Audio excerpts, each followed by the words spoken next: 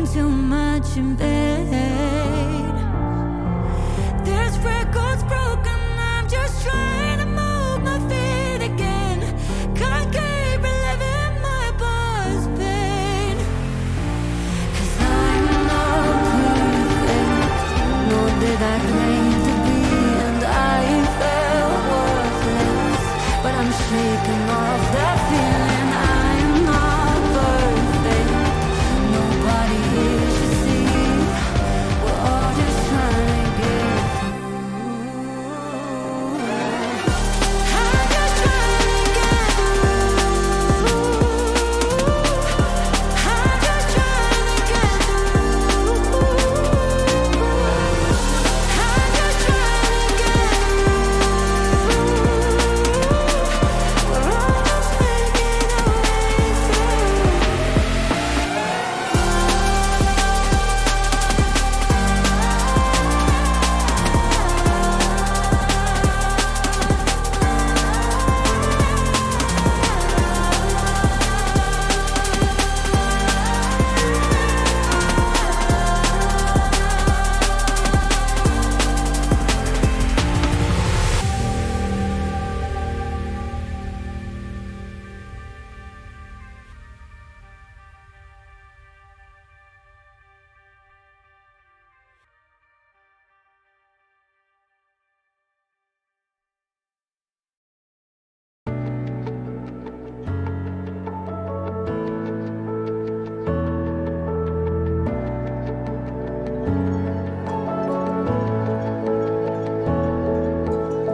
Shut the door, pour a drink.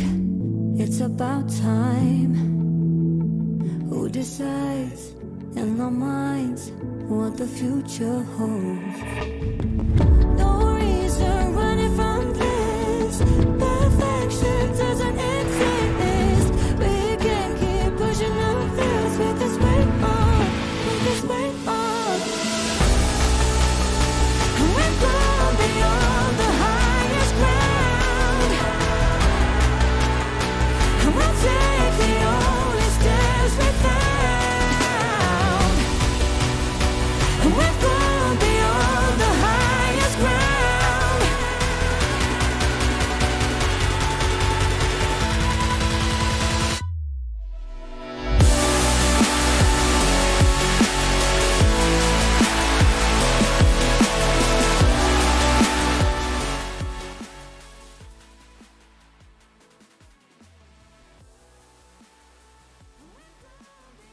And hello ladies and gentlemen, hello once again. We are over here with a day 2 of the Baesports Bay Cup. I apologize, and Ahmed does too.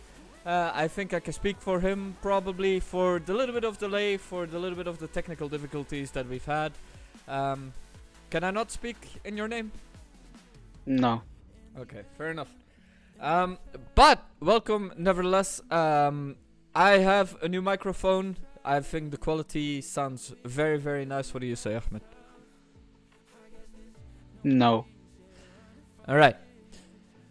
Well, with that said, thank you everyone for joining us. We are going into game number 1, and Ahmed, I'm excited for this one because UPV is finally coming to Baesports. The Universitat Politecnica de Valencia has decided to join. It is a big one. I wouldn't say it's my favorite. As a caster and everything, I'm unbiased, but I'd be lying to you if I said that I'm not excited for them to be here. Obviously they are coming over. This is gonna be their first ever game. Let's make sure that it is a good game for them, a very competitive game, as we have over here. Let's have a look. That has still some issues. We will fix those while the time comes. Still, after another 15 minutes and stuff like that, another extra 15 minutes, we still don't have it right. But Ahmed, Yes. here we Sorry, have I'm it.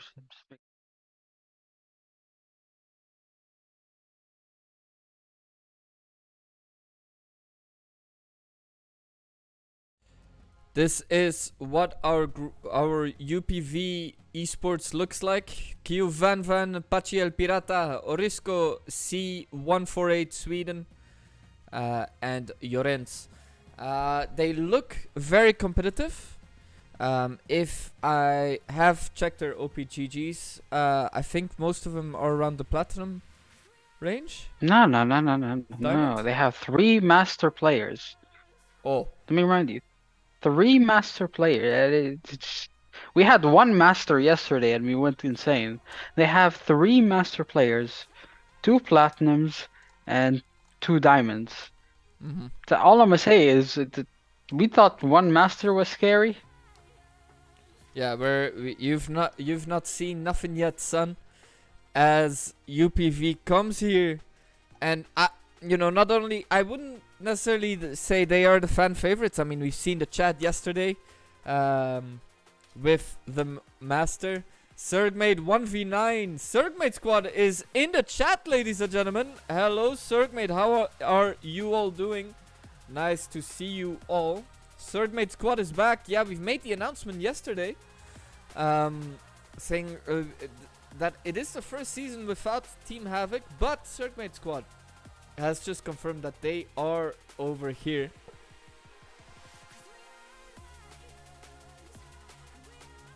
Ready to compete. Yes. Okay. We're the lobby's ready. We're just inviting people now. They're joining, so we're gonna be good to go. Just give us 1 second just to talk a little bit about it. I mean, we've got 10 minutes. Yeah. So obviously, I mean, we've talked about it last night, but for the people that haven't been here yet,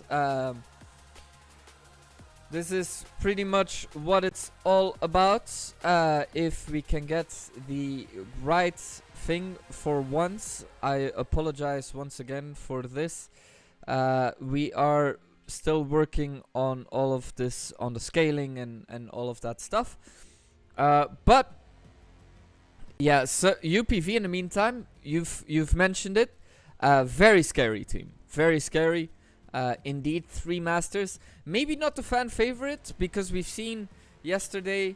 I think a little bit of a lot of love yesterday? coming in for Meryl. Meryl the master. But he will have a lot of trouble in the future, going against 3 of his range, of his skill range. And this is what we've been talking about yesterday. The first season without Team Havoc, the first season without Surgmate squad. They can, however, compete still in the lower tiers and see if we can have a competition with them. However, they are not here this season. Ahmed. You talk about Surgmate? Surgmate, Team Havoc, whatever you want to call them. Yeah, Team Havoc, very exciting team. They caused a lot of drama. I'm very disappointed because I saw Inferno leave the server. Disappointed. I noticed. But other than that, I do hope they make a comeback. They were a very, very deadly team. And Sturgios was very good in the bot lane. He's in the chat, I saw. So one could say they were wreaking a lot of havoc. But okay, he's disappointed at me for that one. But I mean, Inferno saying we can't play at the moment because we can't find time. Next tournament we are back. But they will be dethroned for the first time ever in League of Legends. Must suck for them. For Surgmate squad. I don't know what happened to Inferno though. And it is such a shame that we don't know what happened with Inferno. Because he was not really talkative. He messaged us saying, oh, we kind of disbanded, stuff like that. Apparently, not the truth, or at least maybe it changed. Things have changed, and Inferno saying as well he left by mistake. Nah. That wasn't a mistake. I don't believe it was a mistake. Plus, like, it does when you leave the server, it asks you to confirm why you're leaving the server. So you confirmed as well by mistake as well, huh? Yeah. Hey, I murdered you. It was by mistake. Oh, you shot the gun by mistake. Yeah. Oh, all right. You're good to go then. You're All good right, to no go, problem, bro. sir. You're good to go. Imagine if that's how the police worked. Bro, a lot of people would be scot-free. Hey, did you kill that guy? No? Oh, okay. Have a good day. Yeah, it's alright. We're chilling. So game number 1 is underway. Let's talk about game number 1, obviously. Let's see if I can show it to you, first of all. As we've said, Baesports, well, is now with the first ever, the second match of Group B, but UPV first match coming against FURKANIN ASKERLERI. I got a lot of flack from them yesterday because I wrote their name wrong, but I'm sorry, guys. Look, get me an easy name that is easy for a Western guy to understand. I will make sure. It's like my name. You can never say it correctly. No, I can't. 10 years. 10 years. Oh yeah, I've known you for 10 years. Known you for Best I'm 10 years of your disappointed. life. I know. Questionable. Very questionable. That no. But anyway, let's talk about the game. I just ignore Seb. He's not really here. All right. So we have UPV Esport or UPV Esports. They have 3 master players, 2 diamonds, and 2 platinum players. I would be shocked if the 3 masters don't participate or they don't play and they're used as substitutes. But honestly, their team is so scary. If you would love to look at their OPGGs, it's in the server. But their team is so scary that their jungler looks insanely good. High win rates on everything. Their support looks good. Their ADC looks good. I don't get it. They do have a sub for the jungler and the sub for the top laner, right? Yeah, I mean, they came really prepared to they're one of the Baesports. most prepared teams that we have, but it's just 100%. if you're in any other team, you gotta, if you don't scout them, you're screwed. That's all I'm gonna say. You have 3. It's not just like they don't have any LP and master as well. They do. They're good. They're really good. My goodness And me. I know Inferno talking though. Get ready to put 3 stars in our logos Sorry, soon. I don't believe it anymore. If UPV is playing, and Meryl from yesterday, you've got a lot of trouble. Can you create new I lobby? don't believe. Can you create new lobby, please? Need new lobby, client bug. Riot Games. No, Riot Games is great. Shut up. It's an indie company. So guys, yeah, I'll just Indie invite music you again. Indie music company. We're making a new lobby, I suppose. But it's yeah, they create indie games, man. That's No, indie music. indie music, Indian music. Yeah. Indian music. Damn, But they do everything. create They do everything. But yeah, the They next do- game will be they in did about make an 2.5 Indian song. minutes. I mean, Ahmed, I don't know. I don't have to tell you who I'm rooting. Not only rooting for, not rooting, but who I think is gonna win. But I want to hear your side. I mean, I saw the UPV 3 master players. I suppose they're the 3 main players in the first team, and then the subs are probably the plat players. But 3 masters and 2 high diamonds. You got 2 high diamonds basically. It's a scary team. And plus they've been playing together for a while. It's not like they just came together for this tournament. They have a lot of potential to win. But like mean- we said yesterday, we had Team Nemesis, and Team Nemesis looked so good. They looked really good. After minute 10, they did have a few mistakes, but they looked unstoppable. They looked deadly. But I expect UPV to actually match that or be better. That's no, my honest opinion. 100%. I think this might be done in about 15 minutes. Would be my guess. What's but- going on? You also have to understand, Ahmed, like it is insane, because of the fact that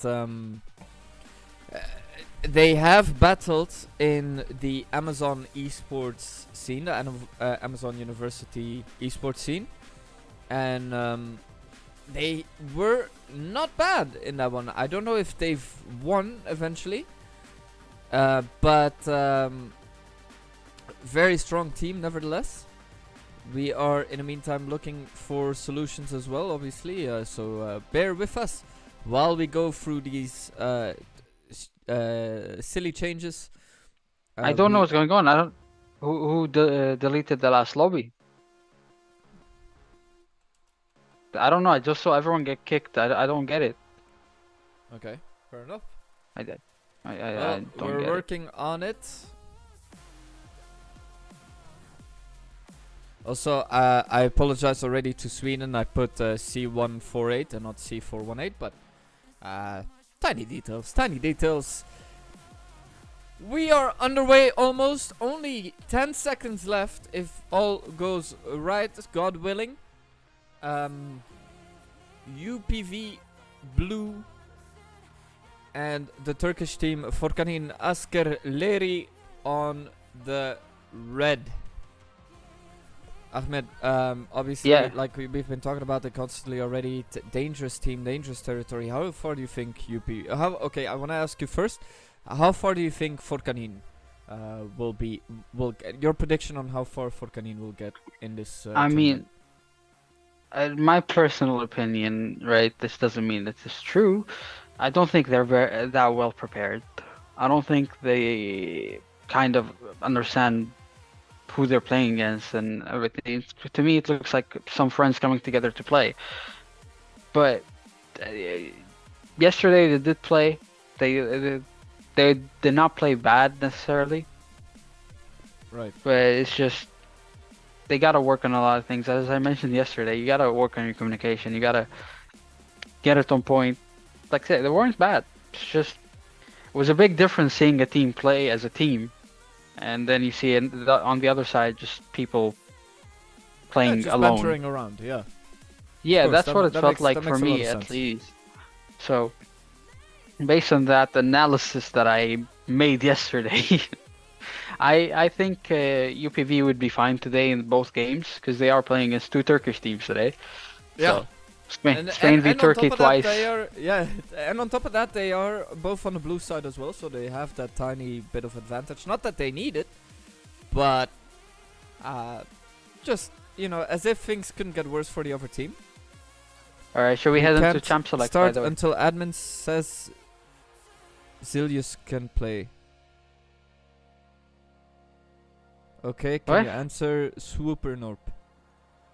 So Swooper, Yes, I told him yes, that I'll listen after the stream.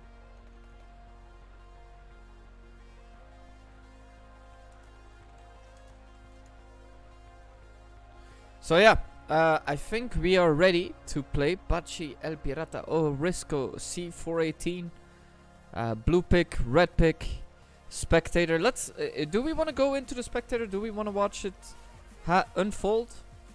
I think so, because we'll get to understand what they prioritize, what they kind of want to go, what their lanes kind Here of want to we look have like. it.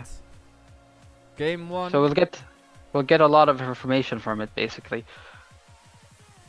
You're We showing have it, right? Yeah, I am showing it.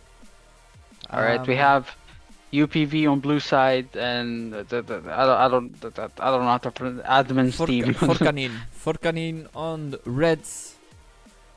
It's not FURKANIN. No. What do you mean it's not FURKANIN? It's ALPERSEMIHYDIN. Oh shoot, you are correct. You are correct. You thought it was FURKANIN. I thought You it was thought it was FURKANIN. Yeah, I thought it was FURKANIN. It's Alper. Yeah, you are right. FURKANIN is Alright. coming later. Yes, they are. It's game number 3. That means obviously that we're gonna have to change as well. ALPERSEMIHYDIN, right? I think. Yes, sir. I hope. Aidin, is that with an E or an I? The last one. I don't know. Okay. Man. I I don't don't know. know. Fair enough. Fair enough. We are going into the well, we're going in a little bit into the game already. We are getting into the red ban. First red ban. No, yeah. I mean, they can't really see it. I don't think you can see it on stream. You Can- can. If you can make Wait, you the can. screen a bit small. Not only that, but like the chat was kind of taking. Yeah, it away, covering but, the bans. Covering the bans. There you go. All right. I can start speaking about the bans, of course. So first thing, we saw blue side ban J4. Very unexpected, I guess, for me at least, because J4 is in a very weird state right now. He's not very optimal. He's not the best champion to be picked right now. And then they followed up with a Silas Aurelian Soul ban. So the first 2 bans for red side aren't necessarily bad. I'd understand why Aurelian Soul is banned right now. He is very good scaling wise. You know, if you want to make the game longer, Aurelian Soul. If you want to prioritize mid lane and try to just play it slow, Aurelian Soul is a great pick nowadays, especially after the rework, right? But the Silas ban, understandable. I suppose they don't want to give that option. They might pick some big ults, big game-changing ults, and they don't want someone to be able to match that with the Silas. Kai'Sa ult and Kayn ult. Kai'Sa and Kayn banned. Very unexpected, honestly. Kayn is not one of those big champions that you expect to be banned. And Kai'Sa, the same thing. I don't think she's that amazing right now, unless matched with a specific support. So I guess kind of questionable. And then on the other side, they did ban the Cassante, which has been booming in pro play recently. Very scary champion, very strong, and doesn't die. Let's just say that. But we do get our first pick, the Seraphine, being picked up in blue side. That's very picking supports first is kind of weird, unless you're going Lucian Nami or like picking a strat, okay. But Lucian Nami, you want to pick it immediately. You don't want to make it the first pick, right? But we might see a quick reply. The Soraka and Xayah bot lane being picked for red side. But the Seraphine kind of questionable, so they do both want to go bot lane first picks. We have the Ashe and Seraphine being picked. Very standard lane. I'm surprised Lucian Nami is not picked today. It is open. Both champions are open. Nami isn't banned. Lucian isn't banned. But I suppose they have prepared for different strats. But the combo of Soraka and Xayah, I don't have much knowledge about it. But Soraka might be able to give more sustain for Xayah. But on the other side, Seraphine can actually poke in lane and do a lot of work. But the Soraka silence kind of might help. But I suppose the Ashe reply was very, very good. You can lock down any champion with Ashe's ult, and it's just insane. Alessandra, again, they're picking in order. They're picking like in order, right? They're both going bot lane, and now they're moving into a mid lane. Mid lane and bot lane matchups are shown to us. Lissandra v Cassiopeia, again, I would say that it's a bit of a favor for Cassiopeia since she has the silence and she has a bit more damage with the poison, right? But it's a very fair matchup. But I think in the bot lane, honestly, I think it's kind of a flex pick because you don't know whether Ashe is support and Seraphine is the bot laner. So they might have double AP laners, or Right. Ashe is the ADC and Seraphine is a support. So it's a kind of confusing matter for Right. for UPV. Well, not for UPV. What they're trying to do, I suppose, is giving it, I guess, some mystery. It's a flex pick basically. They don't know who's going where so far. But other than that, we come down to see the bans again. Jack's banned. But Huh? I mean, how? Huh? A Jax ban. You have a lot of like, unless you want to pick a very, very aggressive top laner that relies heavily on auto attacks, but I suppose you do need a front line in this situation. So I No. suppose they don't want a Jax because they don't want someone to jump in on the Seraphine and Ashe and one-shot them, because the Sandra does have her own escape tool, which is the ult, right? The Camille being banned, I suppose they saw from yesterday, and the Shen and Darius bans are kind of understandable. Shen is enabled around the map, but immediately we see the picks coming in. Olaf Graves to match that Wukong pick. Olaf very, very, very, very good onto Wukong. He is very strong. He clears faster than Wukong, I would say myself. He can rotate faster than Wukong. Wukong does have a lot of presence on the map in the jungle, when he's picked in jungle, but so does Olaf, and I think if he does go ghost here, he would be able to be more alive. But again, the thing is, it's both flex picks, Olaf and Graves. You don't know who's going where, so far you are certain that Lysandro's in the mid lane for UPV. You know you don't know who else is going where, because Olaf might go top lane, Olaf might go jungle, Ashe might go support, Ashe might go bot lane, Graves might go jungle, Graves might go top. So you are not certain who's going where. But on the other side, you know exactly who's going where. You have a Renekton as a last pick, supposed to match the Graves or Olaf. But it's just I don't know. Honestly, what I'm seeing right now, the both teams take unconventional picks from both, obviously. I mean, bot lane, I suppose you do. I cannot really say who's gonna win, because if Seraphine is the bot laner and Ashe is the support, I see them run through the lane easily. Ashe support is very, very disgusting right now, right? But on the other side, you have Soraka. She does add a bit more sustain. She's better in the fights. She's better for your team. She enables the team better. But Ashe just, with the ult, she just changes the map. She can ult anywhere, and it changes everything. It changes the fight so easily. Can let you get pick easily, and picks for UPV are so easily guaranteed. Seraphine ult, Ashe ult, Lysandra ult, right? 3 big setups, and then on top of that, you have Olaf. No matter what the other team does, Olaf cannot be stopped unless they make sure that his stocks value die in the early phase, the laning phase, and he is unavailable for the team, and he has to play safe and farm. But other than that, it's just based on what I've seen right now, because we don't know who's going where for UPV, but on the other side, it's very obvious.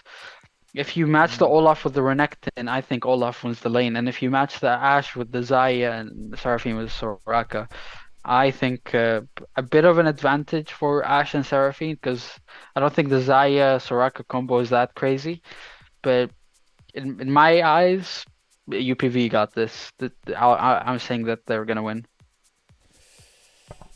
Do you agree? I agree. Obviously, you know, I don't know. I don't feel like I've been very unbiased in this regard. But the reason why is I immediately got surprised by the first pick being Seraphine. You know her very well. I know her very well. Is my main, I guess. Yeah. So. But the reason why I was thinking, you know, to have your first pick be a support is takes a lot of balls. It's not always questionable. Sometimes you want to guarantee a single support that is very OP right now. Like, I would understand if they first picked Thresh, right?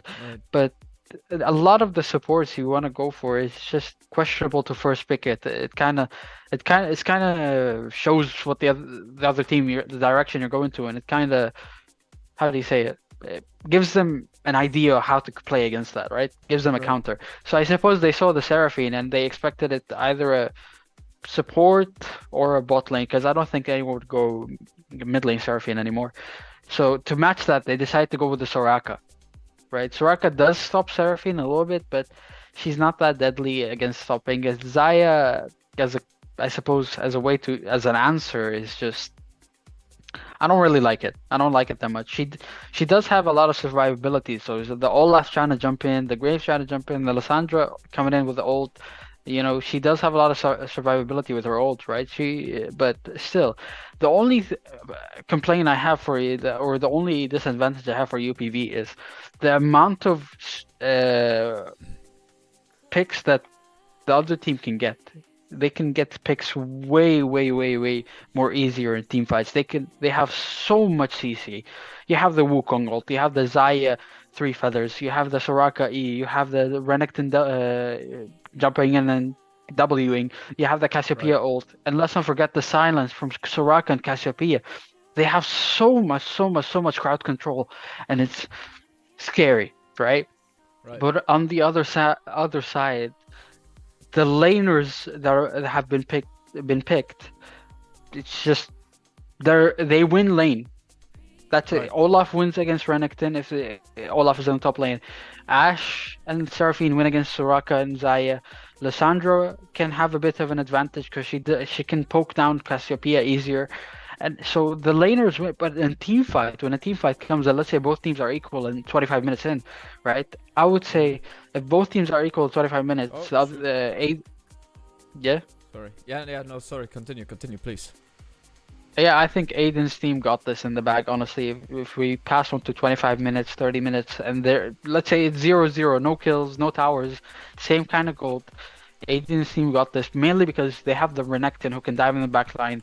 They have the Wukong who can dive in the back line. Soraka ult can enable and give some sustain for Renekton and Wukong and Zaya, right? And Cassiopeia, all she needs to do is just press E sometimes as she bursts down everyone. They don't have a big front line though, that's the problem. Renekton can act as a better front line than Olaf in my opinion. But a fed Olaf, you can do nothing. A fed Olaf can run through your whole team and just kill everyone. Right. So, but it all depends on how they perform and how they play it and how they execute it, right? Because if UPV decides to just focus early, win lane, get a big advantage, they will run through this game very easily. But if they decide they want to play slow, which I don't think will happen because they do have a very early game strong team. Meanwhile, on the other side, they do have a bit of a scaling besides the Renekton, who is very good early, right? But I mean, if this... It really depends. Like, sorry, I apologize for interrupting. It is interesting though that as Meryl says, they are not flawless in their picks, and it really is all about how Soraka is positioning themselves, and they have to be very patient. But I guess the only way to find out is to see how far we are getting into the game. As we are getting into the game any minute now. We are preparing ourselves. You're gonna stream it, right? Yeah, I'll stream it for you. That way you can. No. I mean, you're gonna put it on the stream. Oh no, not at all. No. I'm messing. I'm just saying. I'm messing. By the way, mine started. Start? No, I'm still on 0%. Nice. So, well, I'll pause it at 10 seconds and just wait for you. 10 seconds. Copy. Perfect. But anyway, I agree with what Meryl said. Yeah, that, like I said, Aiden's team has way better late game, and if they were very equal, they could win every team fight. Honestly, and right. Since you have diamonds plus players playing in this tournament, right? You have to, I guess or think that they should have good positioning, right? They at least that's what you expect. But on the other side, they do have a very early focused team. They want to get that game. They want to win early and get done with it. So I expect, honestly, the jungle for Team UPV to be so active around the map. But on the other side, he could just play slow. He can counter gank just to not let anyone die. He does by him doing that. He already enabled his team. Basically, that's it. Right. We are looking in the meantime if there are any issues with the League of Legends with the big screen. Please let us know for Should any I stream technical it? issues. No, not at all, not at all. Alright. We are just making sure that there are no technical difficulties. It's better to avoid them. But for now, as of right now, there should be none. Let me have a look. I hear something. I have audio, but I cannot show any video for whatever reason. So that is big. That's a big shame. But we're working on it very quickly. So give us just 1 second, please. We should be able to be in the game. Let's see. Hold on. I'm enjoying that blue screen a lot, by the way. It's my favorite screen. I've been seeing it. Just give us one Yeah, second. We're working on it. Give us 1 more second, please. As we are creating this one. But again, I agree completely with Meryl, and that's what I've been trying to say for the past, I guess, 10 minutes. They have a better late game team, but it's just the early game they need to just stay alive. Make sure that they don't die, that they're good to go. That's basically what I've been trying to say. Right, there we go. We should be on right now. There we go. We are on. Alright, when you hit 10 seconds, just tell me, I'll press play. I think I've hit just a little bit more. Hold on. 5, 6, 7, 10. There we go. Press play. Okay, there we go. Alright. So we're now at 12, 13, 14, 15, yeah? We're good. I guess more or less, yeah. Alright, Just wondering. Just you know, a couple seconds here and there is not gonna create the biggest change. I don't know, I'm just saying, just so we're in sync, basically, you know, I like being in sync. Me too. I will tell you what second I am now exactly. At 45. Okay, you're 2 seconds ahead. There you go. And we're now 52. Where we are. 54, 54, 55, 56, 57. Okay, we're Perfect, good. That's perfect. good. That's good. Perfectly on sync. Alright. Also, let's see. C14, the Seraphine is in fact the bot laner, and they decided to go with Ashe support, which is what I said before, because Ashe support is very disgusting right now, and personally you can't expect to. So they picked their bot laner first, and then they picked the support. So the Seraphine was a flex pick after all. But yeah.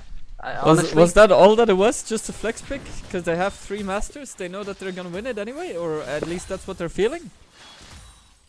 A flex pick isn't what you think it is. A flex pick is not that they're flexing. A flex pick means it can go in any lane. But here we go. We see Olaf going in early. He's doing that early damage.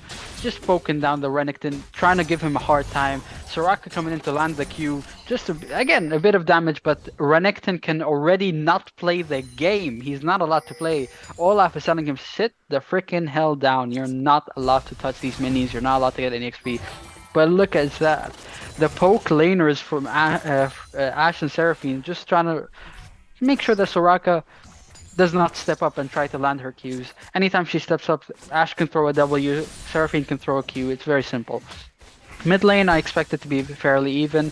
Tear of the Goddess for the Cassiopeia, meanwhile, Corrupting Potion for the Lysandra. Yes, sir? To be fair, like, you know, maybe it is not the way that I described it, but considering that, you know, UPV has 3 masters, you could use it in both senses on the flex pick. I mean, yeah, sure. But as you can see, bot lane already pushing for team UPV, and top lane is the same case. Renekton so far has not picked up a single CS. Oh, look at that poke, and that's an early kill, maybe. No, it's not. Graves is unable to execute Soraka, and she escapes with a flash shield combo. Meanwhile, Xayah did spend her flash down. Soraka will probably need to recall because Graves is trying to path back into the lane, but he does spot Wukong. Wukong is stronger right now. He is more healthier. He decides to back off and just clear a ward, clear some vision, try to just deny a bit of the bot lane pressure for his bot laners. But on the other side, top laner, it's an island. You know, no one cares about top lane. Olaf is just gonna perma push the waves unless Wukong decides to say something about it, but I don't think so. He's just gonna make sure that to focus his bot lane, make sure Xayah pops off, and I expect Xayah later stages, if she's strong, there is no way that Team UPV can match it. Thank you for But it all depends on how. For the advice. I was looking for the hotkey the whole time already, since yesterday, but I was kind of too afraid to ask, so I appreciate the help.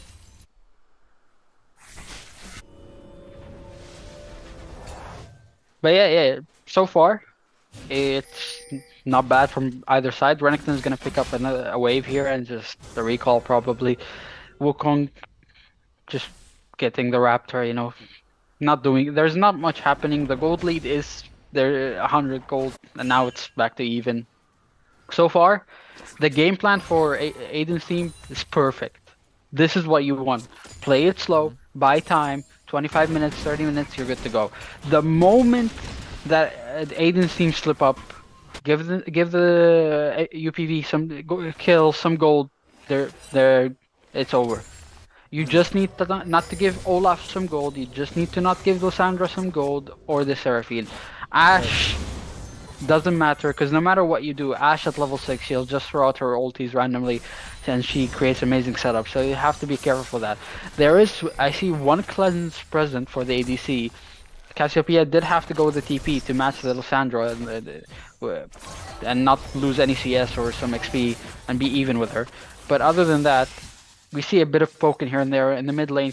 Cassiopeia trying to cast Lysandra because she does do more damage if she lands her Q and then just goes E. But Lysandra can just poke her out and slow her down.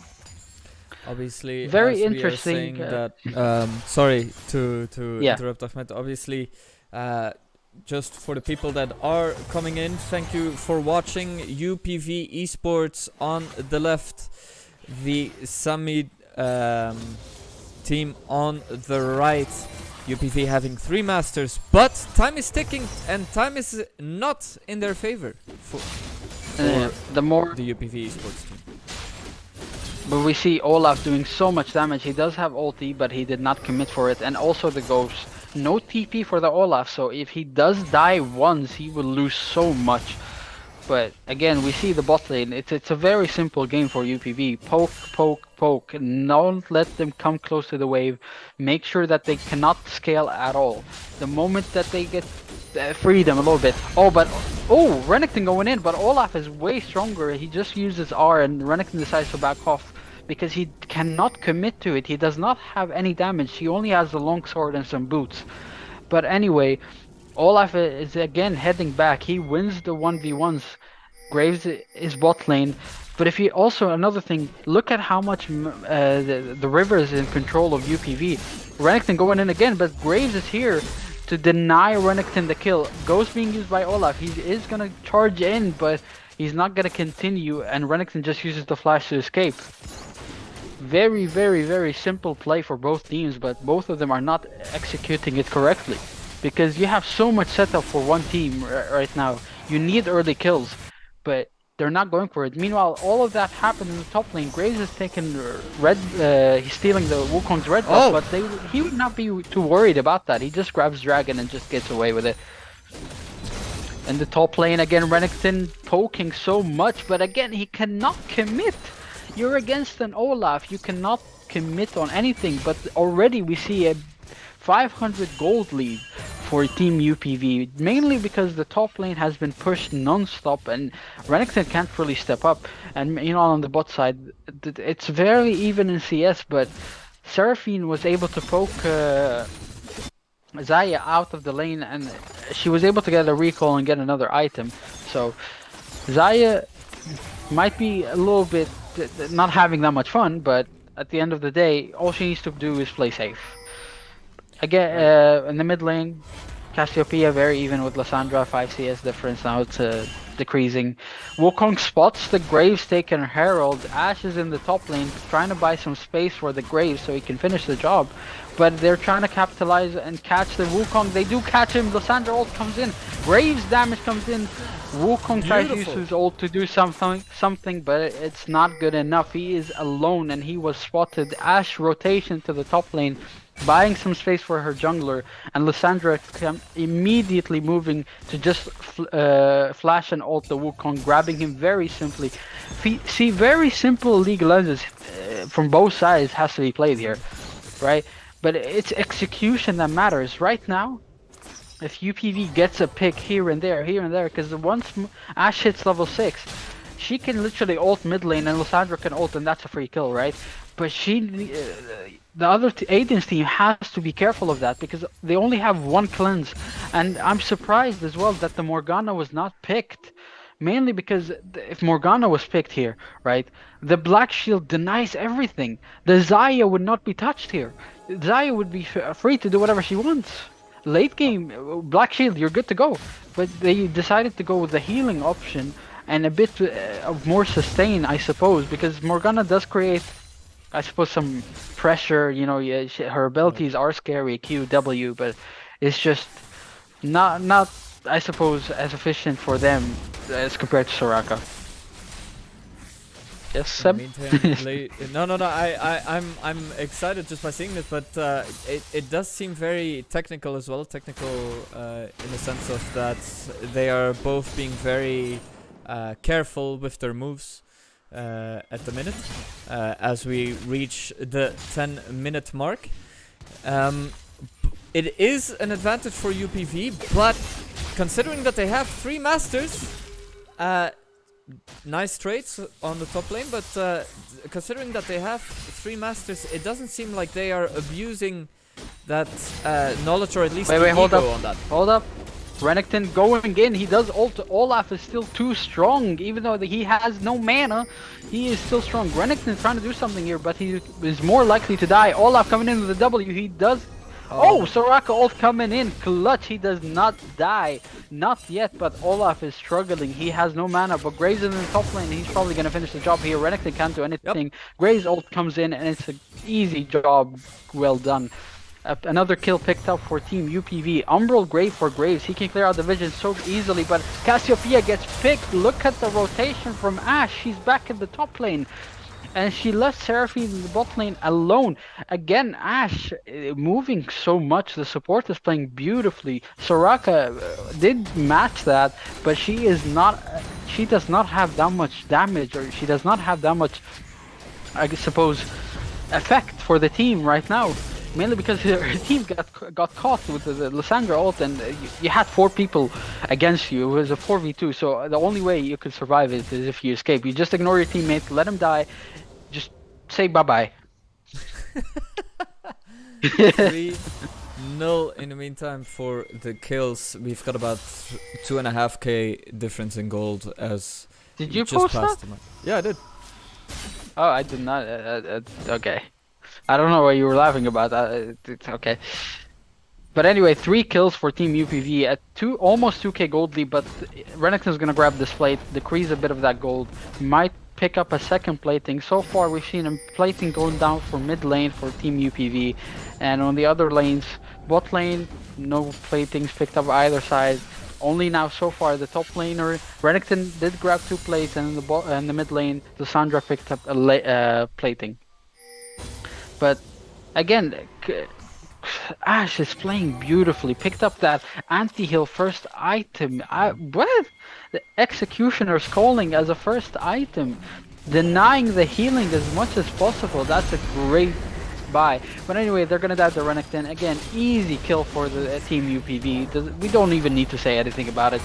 It's not a very exciting kill. It's a very simple setup. Olaf just goes behind him, not let him escape the turret. And then Graves just comes in, ults, and it's a done job. Olaf is very insane. Olaf is a great pick here. Renekton can't play the game. I don't know why they went the Renekton pick. I understand why, but I don't know why they did it, right? Because you're either against a Graves or an Olaf, right? You don't know. But on the same time, maybe getting a bit of a frontliner option. You could get Sion, but it creates some pressure. You might die, but at least later you would be efficient. But now we see a dive coming in from the Wukong. He does land his ultimate. The recasts might come in. Ooh! First kill Ash, for the Turkish team. First kill for the Turkish team. Ash did land her ultimate. I thought that would stop the Wukong second casting, but he does land it and grabs the first kill for his team. Some gold in the back pocket of the Turkish team right now, representing Turkey, one of the Turkish teams right now. And at least that's some gold in the back pocket of Team Aiden. But on the other side, we have a 3 kills Grave, so far ahead with the Olaf picking up his first items. Stride breaker, and Renekton can't play. Renekton can play. Meanwhile, Ash as well. She does have zombie ward in her room, so and if she picks up an Emerald Grave on top of that, she'll boost through these that vision, and Aiden's team will not have any vision at all. Non-existent. Soraka will try to match that. They do have some control wards here and there, and some vision in the bot lane, but not a lot to match Team UPV.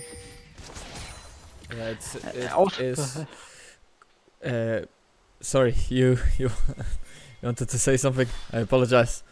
I feel like you've been doing a lot of the commentary. I was trying to help you out. Look at this. But we see another fight coming in the mid lane. Renekton might be picked up, but he escapes easily. But the Ash ult comes in, lands on the Soraka. Easy pickup for Team UPV. Renekton is very low. Soraka is not the tankiest option for the Team Aiden, and she just get picked up so easily. But on the other side, Zaya was about to destroy a turret, and that's another. But they picked up another kill very simply. Again, simple execution. Ash ult, Lissandra ult, it's done. But will they be able to finish the game? That's the question though, because they cannot win the team fights later on. If Soraka was able to if they cannot catch Soraka in late game, they cannot play the game. She will have so much healing. They are trying to do everything within their power to make sure that they have the full advantage in the early game, but the big question, which we will have to wait for another 15 minutes, is what they're doing enough in the early game in the early stages of this game, or will it be too little too late? As we see here. That was disgusting. Beautiful. That was a Soraka silence on top of the Cassiopeia silence. She did not move, and then Wukong just went in and ulted, and that was a free kill. The Cyclone was used beautifully, and the silence was used beautifully as well. That was a nice pick. And look, they had some vision in enemy jungle. That's why vision is so important. Vision enables you to do these kind of sort of maneuvers. It allows you to get picks here and there, right? Beautifully played by Aiden and his teammates, right? But on the other side, it's not a big loss for them, because at the end of the day, it was only the Ashe. She's not worth a big amount of gold, but the problem now is you have an Umbral Grave against you. You have Graves with the Umbral Grave, so you gotta prioritize vision right now, because you can't do anything. Graves will come in and just two-shot the control ward and two-shot a regular ward, and on top of that you have zombie wards from Ashe and Graves, I suppose, but it's just crazy. It's just crazy. Vision-wise, UPV is gonna have a fun time. But the question is, right, though, Ahmed, with as you're saying, you know, we're constantly talking about time as well. Would you say that they have enough of an advantage at the minute, where they can be comfortable going into the late game? Ooh, to answer that question, Ashe ult being missed, Seraphine ult being used, does not land. Cassiopeia flashes it very simply. She's just gonna pick up this wave. Two big teamfight ults being used here, but meanwhile on the other side, Renekton is pushing for the second tier. Rift Herald being used, first Drake for Team UPV is going to be picked up here probably, or is Wukong going to take that? But to answer your question, I do think they still have potential. It's only a 1k gold lead. They decreased it by so much. Wukong going in, Cyclones the Graves. This could be stolen. This another could get stolen. Cyclone. It is! Oh! It is stolen! Oh, Wukong picks up the Drake. That's the third Drake for the team, and that's a big problem for Team UPV. They're And on the so gold point. differential went down to only 500. That was such a clutch moment from the Wukong. Played beautifully. Picks up the Drake. He does have an item as well. Kind of a bit of an advantage for him because he does have a mythic and Graves doesn't. He can literally step up and fight the Graves now. Orisco in trouble. Should I continue? Yeah, please do. They're just gonna recall now and just try to buy some items and just play it slow. But picking up that Drake is so huge. They're gonna try to clear some vision here. The Cassiopeia placing a ward down. She did not spot out the other ward. She doesn't have any control ward to take it out. But Graves picks up his second item right now, which is the mythic. Gore Drinker has been picked up by the Graves. He does have a big shutdown, so will they be able to catch him and cash it out, or will he be able to maintain this this bounty on him until the end of the game? Ash ult being used on Cassiopeia does land. Seraphine follows up with a stun and beautiful execution. Seraphine ult being used here. Xayah matches with her ult and it's a free kill for Team UPV again. Like I said before, Ash ult being used is always a simple kill. You match it with the Lissandra ult, Seraphine ult, so much setup. Baron Renekton trying to go in, does land the stun, but he has to go back. He does not have his team following up with him. Soraka is very low, but that's the second death for Cassiopeia and another kill picked up by UPV. Honestly, simple League of Legends for both teams. Oh, Cyclone being used right now by the Wukong. Silence does not land on anyone. Meanwhile, Xayah does pick up her first kill. She does so much. She does have the Kraken Slayer, but they're just going to pick up a one kill and go back. Cassiopeia TP coming in for the mid lane. They're just going to recall now. They did get some gold off that, but Cassiopeia might be caught out here. No, but second tier top turret has been picked up by Olaf in the top lane. Again, the problem is a lot of vision is for Team UPV. The Aiden cannot, the Steve cannot match that. They cannot do anything. Oh, another Ashe ult coming in beautifully, landing on the Cassiopeia. She does try to use the ult on the Olaf, but it's not efficient. Olaf does have that untouchable effect, untargetable effect, unstoppable effect, on your mama pants effect. So UPV is awake once again. At the minute, they're waking up a little bit. They're waking up. Ashe has a lot of setup and her cooldown is not that crazy. She has a 48-second cooldown right now on her ultimate, and she did pick up her the cooldown reduction boots, so she'll be throwing these ults for fun at this point, and she has so much setup. If the Seraphine was with her, Seraphine throws her ult and that's an easy pickup. If Lissandra's there, easy pickup. The Graves there, he does so much damage and it's an easy pickup. Olaf is there, it's an easy pickup with the Strike Breaker. It allows a bit of CC. So right now, you don't want to fight UPV. You just want to stall the game. They might take Baron, you can't fight it. Unless Wukong can go in for another Ashe ult being landed on the Cassiopeia, like I said. But this time they do not finish the job. Cassiopeia survives. Cyclone being used in the back line.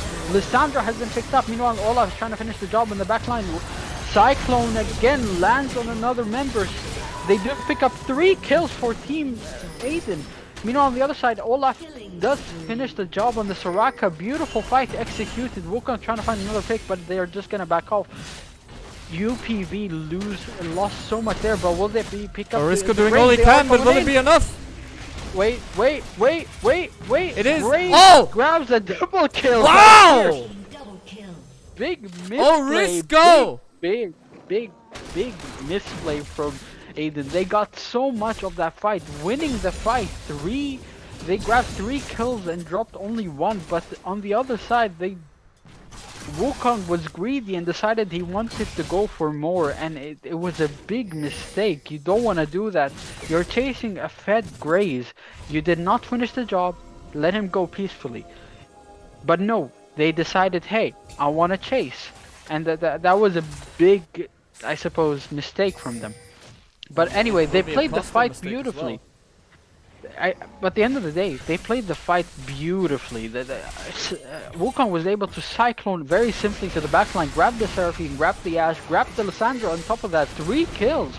And then the Renekton was able to try to set him up for the Graves, but they were a bit greedy. And this is soul point for Aiden. Will Wukong be able to come in time and take the Drake? I guess not. Smite is used here, but another fight, another. Oh, what was that? But Double kill immediately, triple kill from UPV.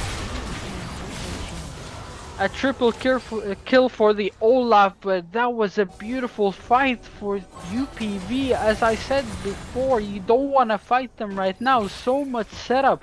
Ashe ult being used, and then immediately Seraphine ult being used, and the Lissandra ult being used. Wukong was the only one not hit by anything, and I suppose the Renekton as well. He's trying to go in to finish the job here, try to kill the Olaf. Will he be able to? Yes. Holy smokes, 1,000 gold shutdown. Now 3 members of Team UPV are on the Baron. Will Renekton go in and try to stop it, or at least delaying it is best he can do right now, because he won't be able to steal it. But will we see? He does get the Seraphine. He There we go, the they Seraphine. just got the Baron That's another Nashor. He grabs the Seraphine. That's another kill for Aiden's team, but they are TPing in. Cassiopeia might be able to catch something, might be able to do something, but they can escape very easily. Ult being used by the Cassiopeia, flashing in. Renekton trying to chase, but stun coming in from Lissandra. She might escape, barely escapes. Oh no! No, she doesn't! She doesn't! No. She doesn't escape! Insane. In the meantime as well, escape. while we're talking as well, we've got a couple of fans from UPV. We've got thank you for Tinkwinqui for following, and they are saying grande Pachi no troles. So obviously we apparently, from what we're seeing here from the fans from UPV, is that they've got a lot more in their armor than what they're trying to show. Maybe they're just playing a little bit patient. Maybe they're just being a little bit nice. You know, like when you play against your girlfriend, you know, that type of stuff, and you take it easy, you know. Yeah, but again, let's talk about the players, right? We have a shutdown on the Renekton, 250 gold for grabbing that Seraphine and that Olaf kill. He took 1,000 gold from that Olaf kill, buying a very, very controversial item, Prowler's Claw.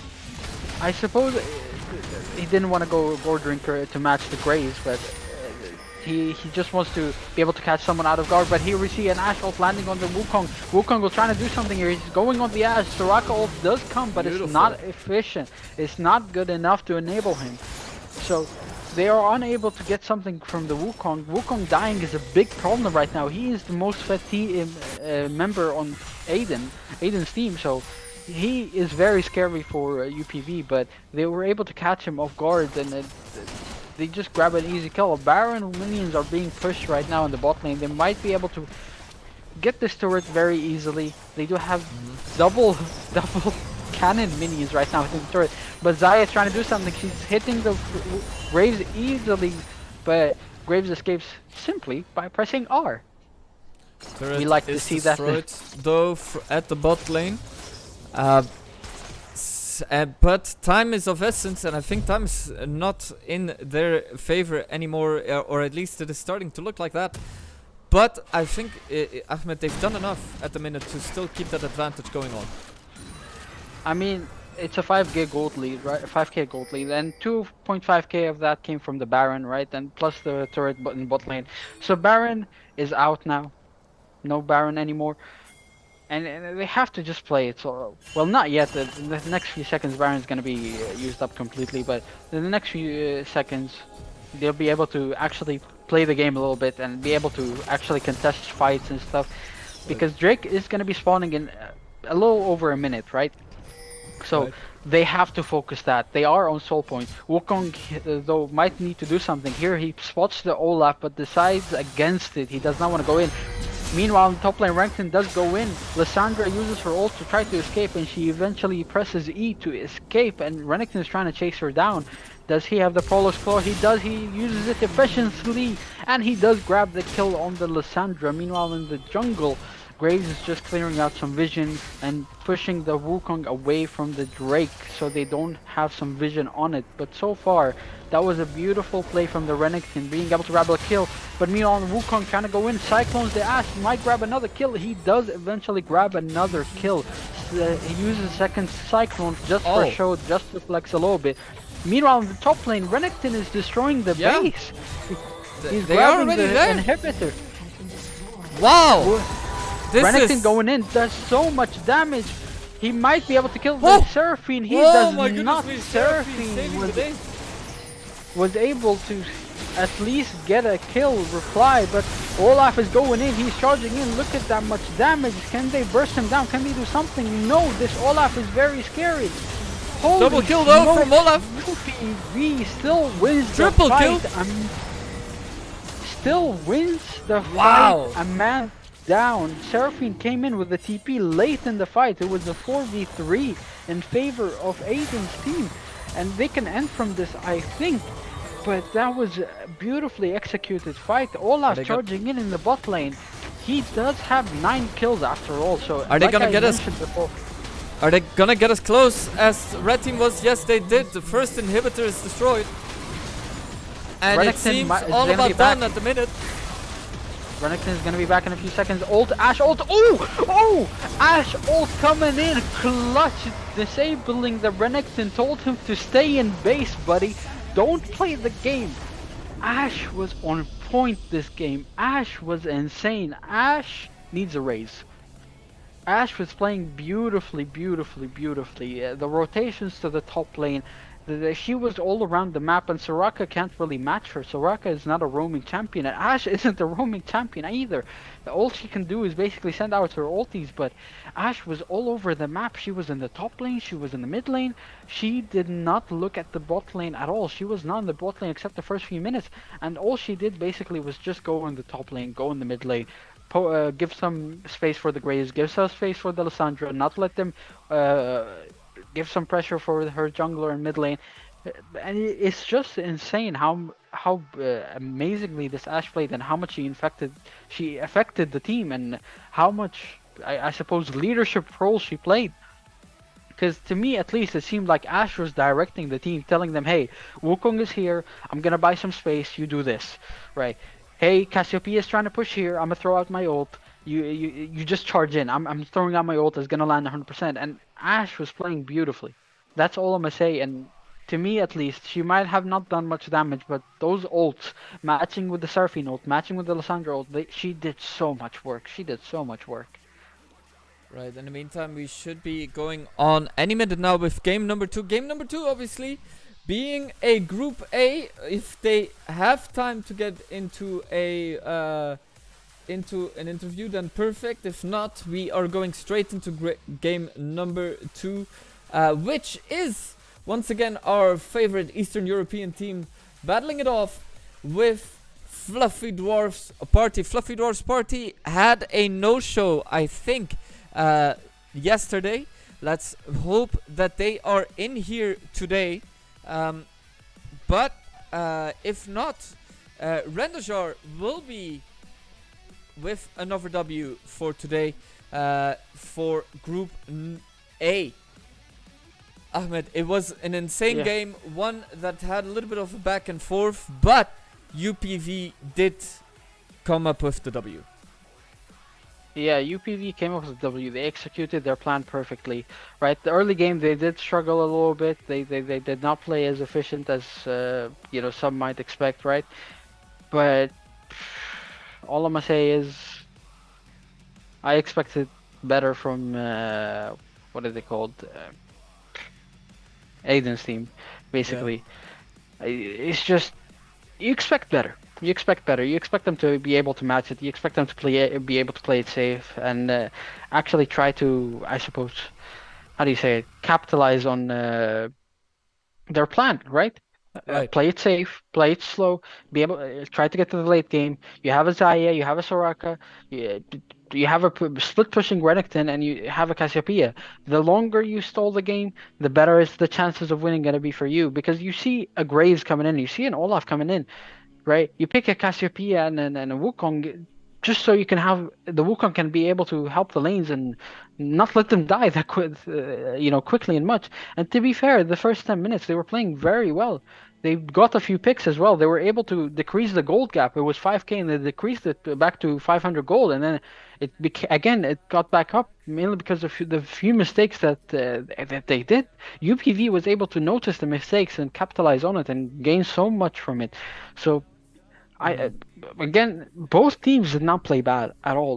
Both teams are playing beautiful League of Legends.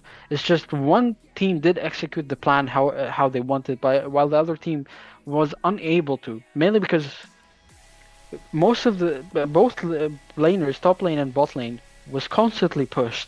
So the other team was not able to match that. Wukong was not able to do anything about that, right? He had to at least farm, get himself ahead, try to get an item or two so he can actually put some pressure on the map, right? And grabbing the first two Drakes was amazing. It was an amazing idea. It put them in soul point, especially with that third Drake being picked up. But they were not able to pick up the soul, mainly because they decided to group up, and they had no vision anywhere, right? And Ashe ult came in, and Seraphine was right there at the right time, threw out her ult, landed on three people. Wukong was able to get in the backline to grab a reply kill, but he cannot do much more, right? Meanwhile, on the other side, 4 members are already dead. The only one alive is Renekton, and he can't really do much. He can't go into 5 people and fight them, right? He's not that scary. So, but other than that, both played nicely, both did good, and it's just, I suppose it's not over for them yet. They can still win, right? Yeah, I mean, as we always say, it's not over till it's over, but it's one of those things where it is very, very, very scary to see how UPV has played it. Quite effortlessly. As I would not say quite effortlessly. Yeah, effortlessly. You can do it. Say that. I did it. Right, but it's just the other teams in the group, they need to, focus on it. They need to make sure that they're not misplaying. They're not doing this wrong. They're not doing that wrong. Because the more you do that, the more it's gonna be a problem for your team, right? So right. We're gonna see if you can invite Fluffy Dwarf Party's team. We are going to invite the next match, Group A. Let's talk a little bit about RÄNDAJAR. From what we've seen yesterday, Ahmed, I mean, RÄNDAJAR looked incredible. They looked unstoppable from what we've seen last night. However, will that continue on with Fluffy Dwarf? Fluffy Dwarf going off with a bad start, let's be honest, on Baesports. First game, a DQ, you don't really want that, right? Of course. But it is one of those things where, hopefully that was just a little mishap. We have RÄNDAJAR already coming up on the rest of their team while we wait for the other team to show up. Do you think Fluffy Dwarf might be able to surprise us? I mean, it depends if they show up or not, right? You know what the weird thing about it was, though? That they showed up and they dipped. Yeah, you are correct. They did show up in the last second and then they disappeared. So we're gonna see if they're gonna show up today or not. I mean, if you can invite them, because I don't know any of their information really. Yeah, all their information is on Challenger mode, which we always use to organize set tournaments. So if you want to join our tournaments, if next time, feel more than free. In the meantime, let's see if we can get a conversation with one of the boys from either UPV in Spanish, even if they only speak Spanish. Yo también hablo español, o sea, no pasa nada. Yes, I did that to flex. Alright. But we are waiting for the other guys to join as well. Wait. They have a Grandmaster player. Who is what? On UPV? No, Fluffy Dwarf. Aha.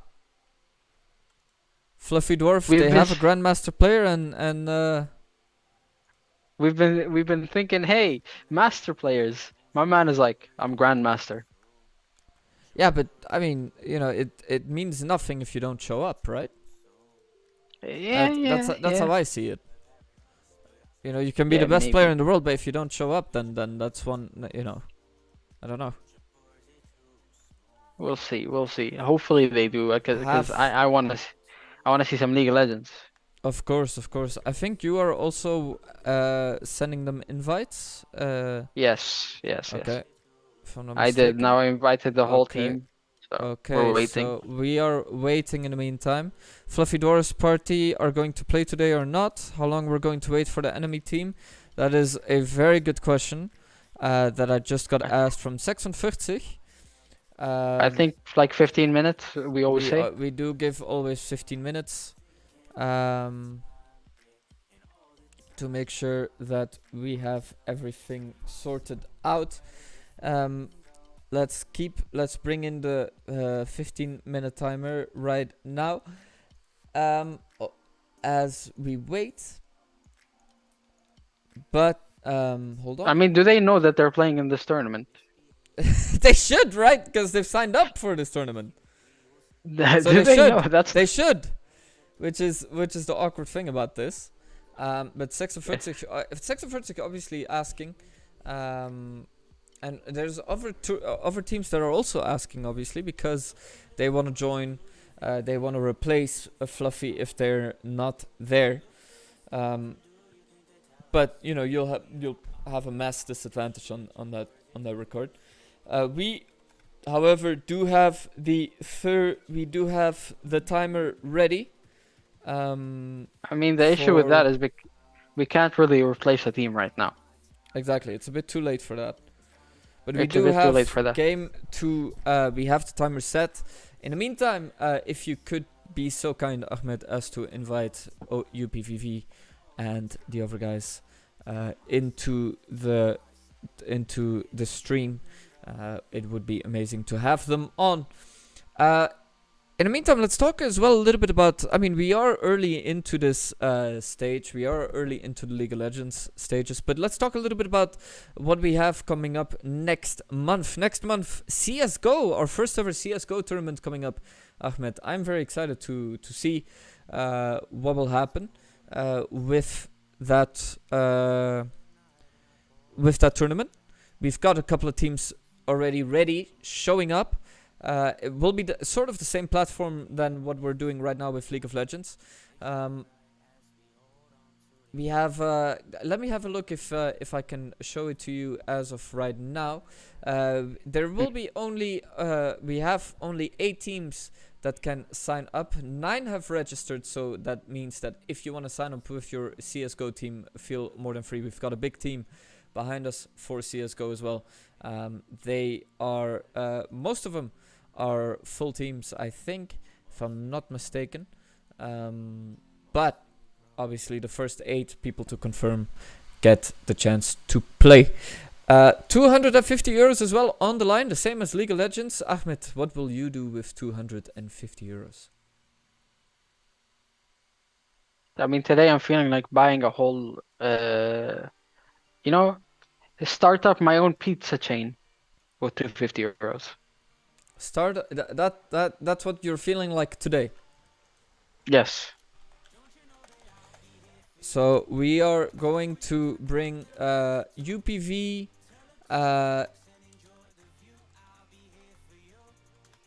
Hold on, give me 1 second. We are going to bring Alper as well. So what type of pizza are we talking? Okay, I have a question for you, and I know what your answer is going to be already, but I want to make sure that it's on record, just in case you're going to say something else later on. Yes. You already know, by the sound of it, you already know what my question is going to be. Yes. What do you think my question will be? And it's pepperoni. Oh no, that was not my question. I knew that actually. I knew that, but yes.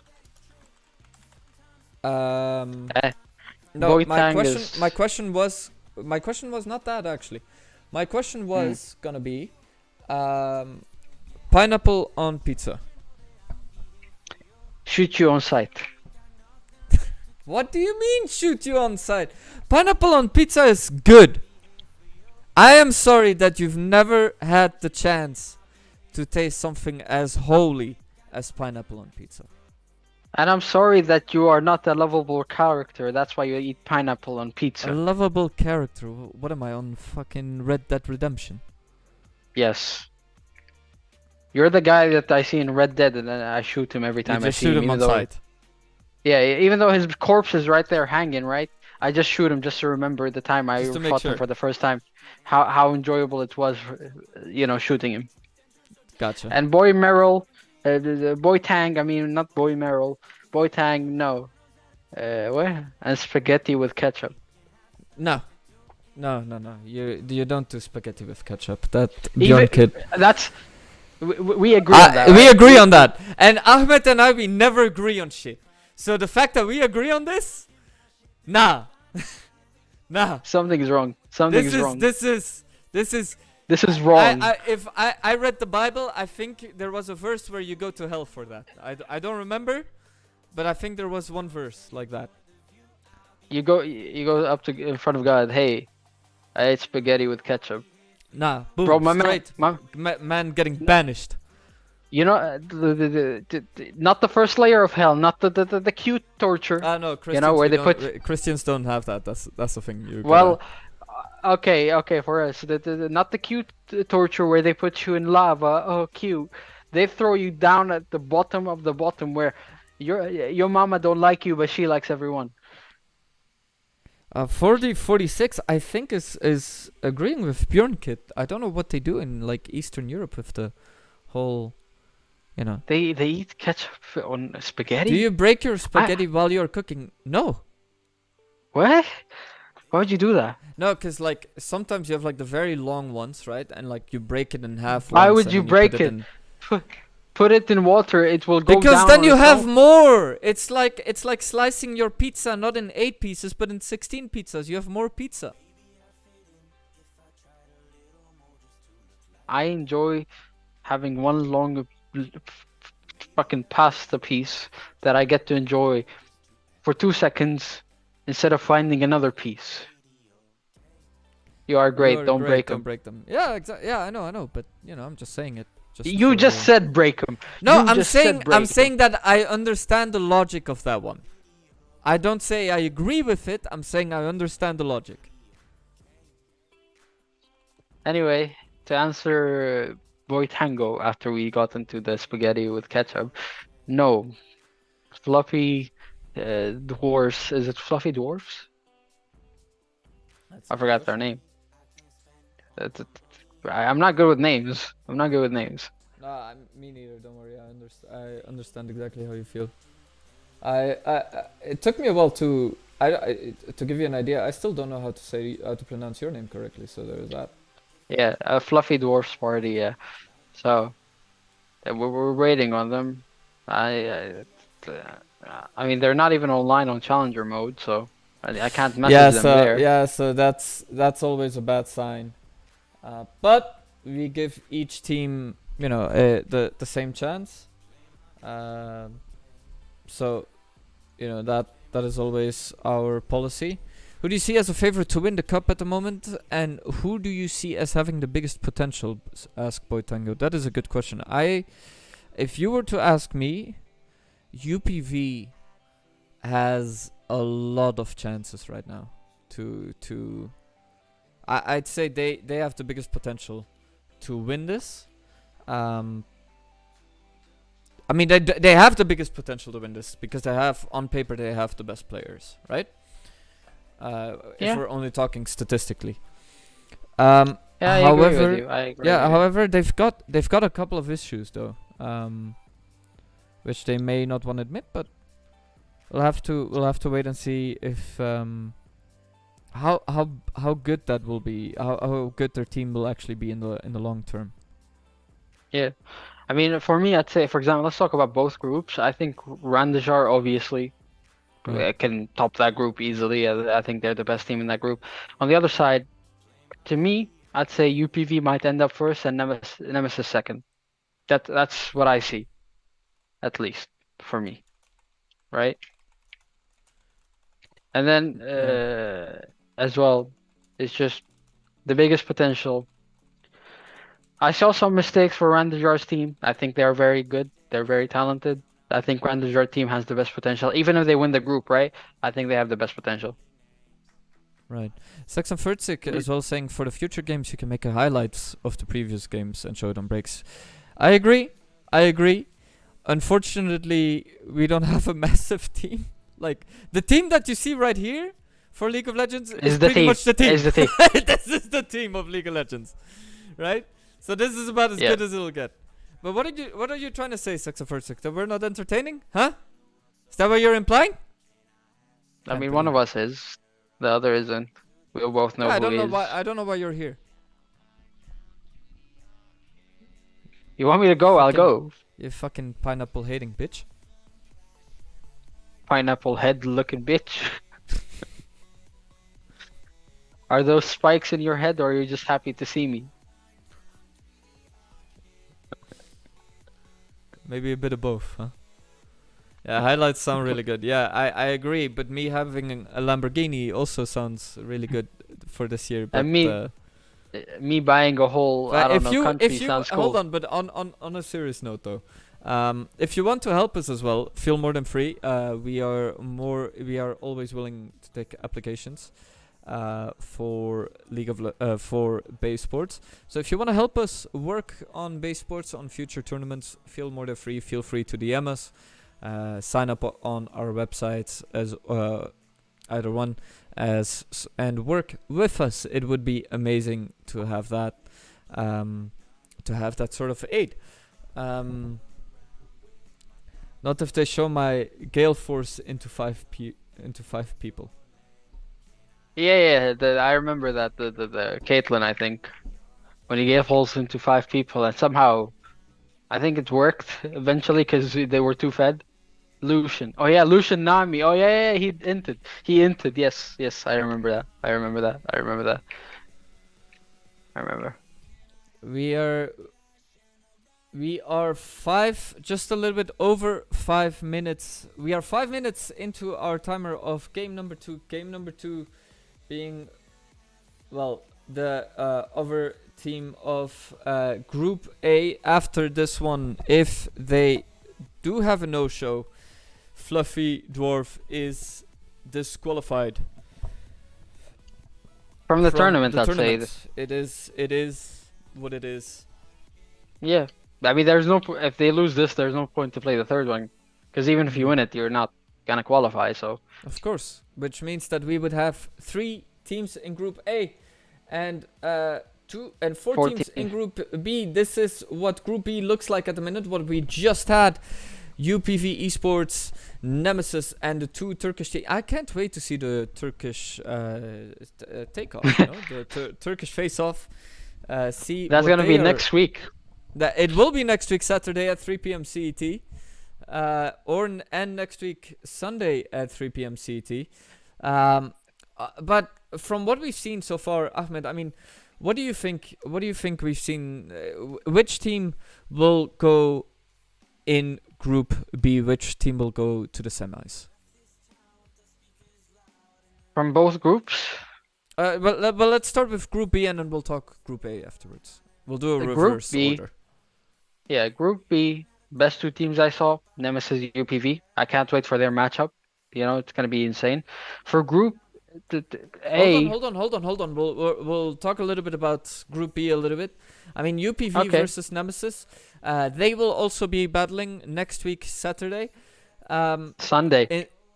Next week Sunday. You are correct. What are your expectations? Honestly, I think it's basically a fair match. It's like having a boxing match, same height, same reach, same fat, same everything. Your belly both flops, you know. Both of you are hung, you know. It's like that. So I expect a very, very equal match. Of course, matchups are gonna determine how well it's going to turn out, but I think it's very, very a very close game. But I do think, and it's only because on paper it's something. I do believe that UPV will top the group and Nemesis second place. They can meet in the final.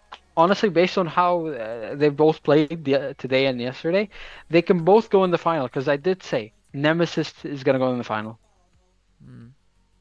I believe so, right? But I think both these two teams can actually be the final. They both play really good. I'm kind of similar, by the way. Kind of similar, but they both played really good. Because you're against good teams, you're not against bad teams, right? Of course. And they were able to prove that it felt like a gold game for them, right? It felt like a silver game for them. So they played really good, and their communication is so good. I don't know, man. I don't know, but they played really good. They played really good. They really did. Let's talk as well a little bit. I mean, I think if I were to put it this way, I mean, we know that one team, if they don't show up in 80 seconds from now, they will be disqualified. But the Turkish team on one loss so far? No, two losses. Right? What do you mean? On Group B? In Group B, no, they all played once. All played once so far. Yeah, you're correct.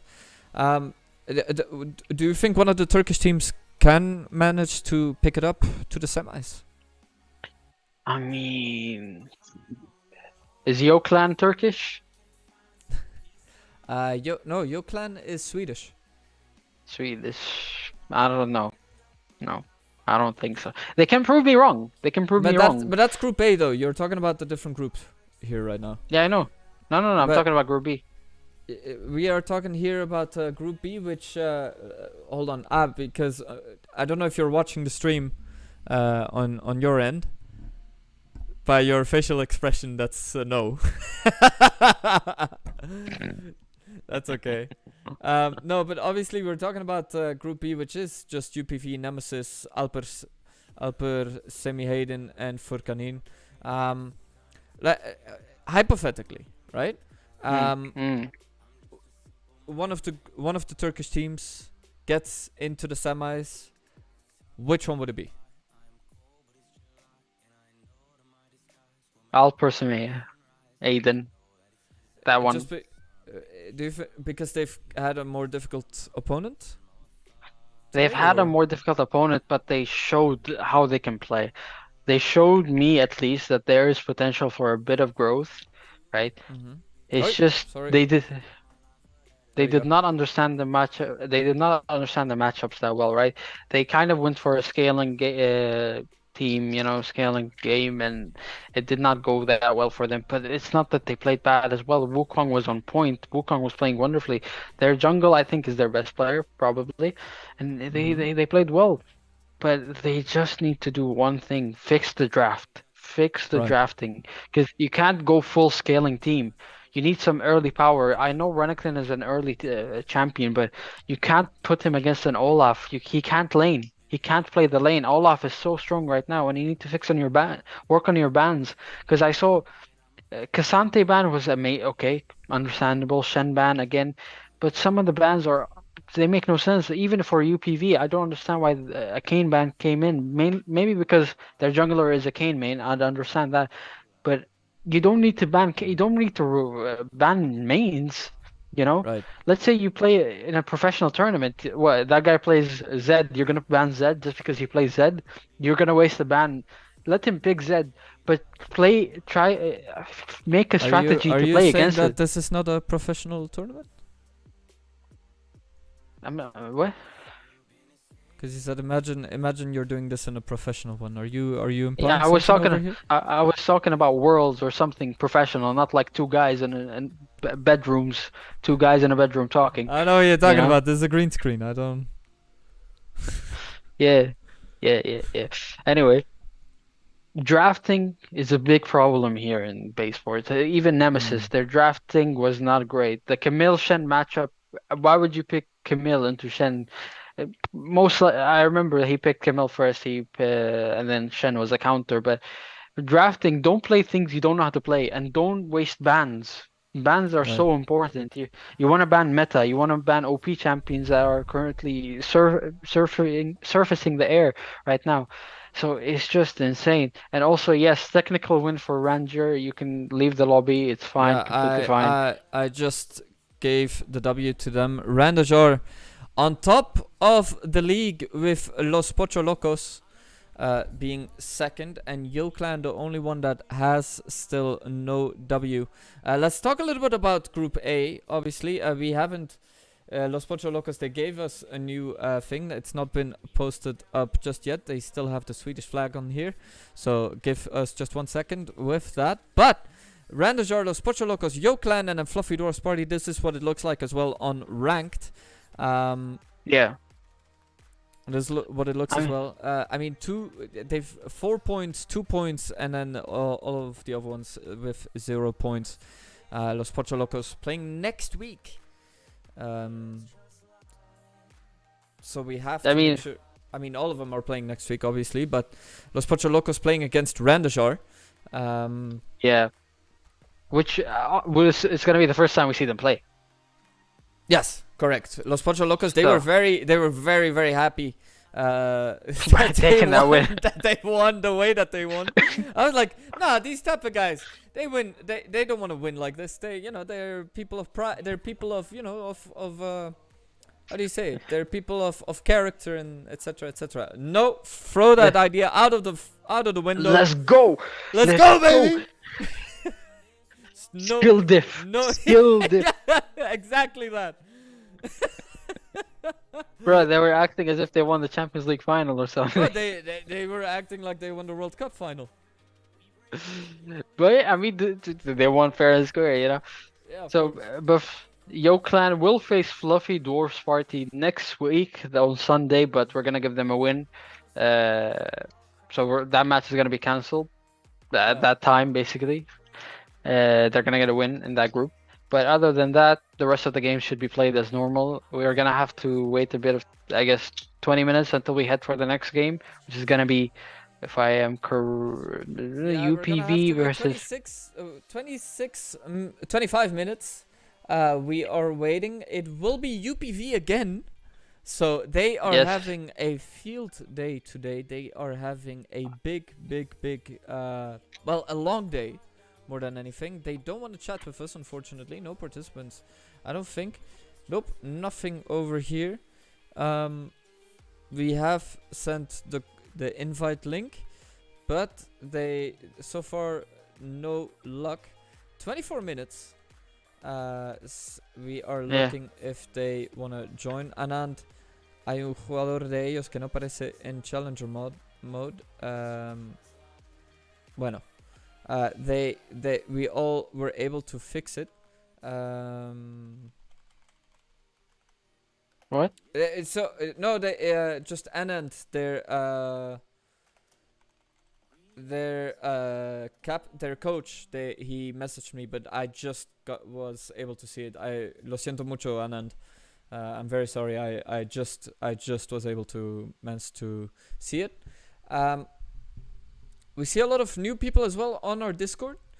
If you want to join us for next season, feel more than free. Obviously, next season is gonna be a crazy one. I think we've got the It's winners gonna be of all bigger. the previous ones. Yep. Congratulations, though, at RÄNDAJAR. Congratulations Getting for the a W. win. I A want to W, see another. look, Let's a go. win. A W is a W, right? Yeah. No, yeah. well, I they wanna were they were actually. I'm reading the chat. They're more humble about it. They were like, okay, GG, well played, I guess. What do you mean, well played? Oh. You didn't play shit. No, I'm Nah, joking. nah, I'm messing. GG, man. GG. GG. Good game. Very good game. We are in the meantime waiting once again for UPV. It will be interesting though for them, because if they come in for an interview, they will be in for a pre-game and a post-game interview. So it's one of those awkward situations, but they are battling over here, as we can see. This time I got it right. UPV Esports versus FURKANIN ASKERLERI. They are battling both. Well, they've been battling only Turkish people today. They don't like the Turks so much. They've been like, I'm gonna take that W away from you, and I'm gonna take the W away from you. Well, honestly, we're gonna see if UPV Esports are actually as good as we thought, right? Right. Because Right. FURKANIN played really nice yesterday as well. They weren't bad at all. I was saying if they fix a few issues, I see them potentially going to the semifinal and potentially, proving us wrong and heading to the final. But so far, what I saw is the best skills, Nemesis team. Best team play, UPV. Those are, in my opinion, the best two teams that we have right now. RÄNDAJAR played nicely, saw a few mistakes, wasn't amazed by what I saw, but it wasn't bad at all. But UPV and Nemesis, two scary teams in one group, which we did not plan, by the way.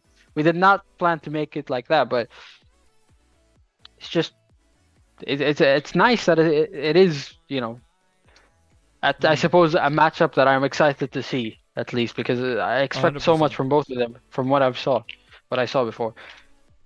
But In the meantime- also, Sorry. let's not forget, if UPV wins this, they are automatically entered into the semifinal. So is RÄNDAJAR. RÄNDAJAR's team is automatically already in the semifinal.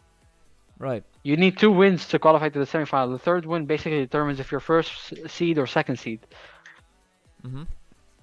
In the meantime, I'm sorry to interrupt, but tomorrow, the March All-Stars, the FIFA Bay Cup foot entry ticket is starting, meaning that people that want to... Oh, Jesus Christ, why is there sound here? Anyway, sorry. Calling his PP sound. Yeah, bro, I was thinking, who's speaking here? But, no, I mean, they can't see you anyway, so. No, but it's because I have to stream on my phone, but like if I scroll with my watch, it's gonna turn on audio for whatever reason, so it's a bit awkward. But yeah, the competitors, the winner of that competition will be off season, obviously, but the winner of that competition will get a guaranteed ticket for next season on FIFA. FIFA tournament, very surprising. Seen a lot of goals on there. Was a good start of 2023. We'll have to wait and see if there is more to come with the next EA Sports FC. But first and foremost, we have to finish this, and then we'll get into CSGO. I mean, we do have 20 minutes, so we can give them a bit of time and then invite them. But what do you expect from this match? Do you expect UPV to just win it as they did before, or will it be a challenging game? Will they be able to run over their enemies or have us, outplay their opponents? Let's say. I think they tried to warm up in the previous game, and that this is the problem with what's happening right now for our beloved Turkish team, is that for FURKANIN is that UPV is already warmed up, right? They already have the chemistry. They already know where their mistakes were last match, etc., etc. FURKANIN needs to warm up again, and this is gonna be a huge issue for them. However, I think FURKANIN is a team that is quite strong, and I don't think they will disappoint in that regard. What about you, Ahmed? What are your I think UPV is the scarier team right now. They're not the underdogs. They prove it to us, but I think FURKANIN has a big chance of winning. Big chance. It's not a slim chance. a big chance of winning FURKANIN? They do. It's not impossible. It's not a big mountain to climb. It's more of a hill that they need to walk above, but slowly and not slip. If the moment they slip, say bye-bye in Portuguese. Bye-bye.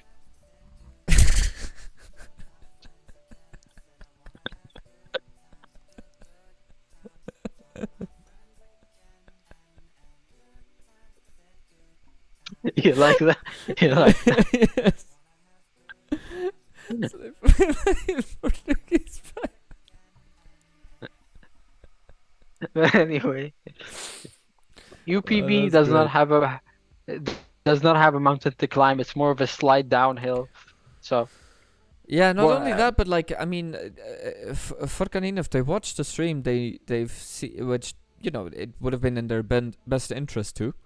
yeah, You know they would have seen how it would have folded out for everyone, and how UPV plays. I don't know if they are the type of guys to watch you know the other players and stuff like that, but it you know it would have been a big mistake on their end if they didn't. yeah. You need to learn your you know everything about your opponent. You need to Of know course. what their best points are, their worst points are, where they can have an advantage, where they can have a disadvantage. You know, you need to learn everything. But I don't see that happening, honestly. I don't see people scouting their enemies. Maybe I expect. I think Nemesis did. Nemesis team scouted their enemy beforehand and looked at their OPGGs and stuff because this is the first game of the season, so you can't really watch anything. UPV also did it. To be fair, by the way, UPV constantly they messaged me saying like, "Hey, you know, we don't know, we can't find this guy on OPGG. Could you give us, could you send us some information, etc., etc." So Nemesis does this, but they're not the only team to do this. Yeah, which is why it played well for them. Of course, Understandable. of course, They of course. practiced for it. They did well. So you it's understandable. That's Yeah. all I can say. Yeah, no, you're You know, like- absolutely right. Yeah, bang on the money. Bang on the money. Why would you bang the money? No, you bang on the money. Yeah, but why would you bang on the money? You'd make all that 'Cause money invalid, basically. What you gonna What do you mean you make clean that up? invalid? You're gonna clean up all the money if you do something to it. No, but huh? like, no, but like, What do you think you are? But Walter what do you White, think- wanna be ass? my brother, what do you think that they're not gonna accept money that people do things on? I'm saying maybe if there's some certain juice, you can't cash that money You can cash it in. Of course with a you certain can. juice. Yeah, What flavor bro. of juice, though, is it? Look. 80%. Okay. I like flavors, alright. I don't want to get demonetized on this, but 80% or even 90% of US cash has a certain amount of a forbidden Bacteria. substance. That starts. Bacteria. Let's just bacteria. Let's call. No. It's not what you think. It's the opposite of Pepsi. Right? The hell is the opposite of Pepsi? Coke? What's the opposite? Yes. Yeah. That's not exactly. the opposite of Pepsi. You could just say Pepsi's competitor. Okay, fine. Pepsi's competitor. Exactly. So 90% of them has certain amount of that on the bills, and Let's you can still go. cash them in. Let's go. So Yeah, to- but like if you do the other way around, won't it be like sticky and unusable? I don't know, dude. This is not esports Hey, related you at wanna all. bang on the money? I bang on wanna the bang money on- is an English phrase, my friend. You went to an English school. You should know this. Pff, English people. Couldn't be me. Yeah. Because I'm not English, obviously. Wasn't the whole Middle East like a British colony? To a certain Not extent? us. Not you guys. No. The US was. They didn't own Saudi Arabia, but they were kind of working with them. And Portugal tried to invade us, but they couldn't. We said no, no, no. Fair enough. They lost. They invaded the whole country except one city, and when the one city was too strong for them, so they just left. Which is why we have people with blue eyes and green eyes here. Ah, okay. Well, the more you know, ladies and gentlemen, and then they say that you can't learn anything from esports scenes. I beg to differ. Why are you begging to differ? Listen, allow me to have my phrases. Okay, you're being a pain in the ass. Alright. I swear, if you're gonna come up with a silly line like, "Oh, but at least I have an ass" or something, I swear, as God is my witness, I will go to Dubai and I will punch you. Hey, if you come here, you better buy me sushi. You know, it's on you. What? Yeah, yeah. Why?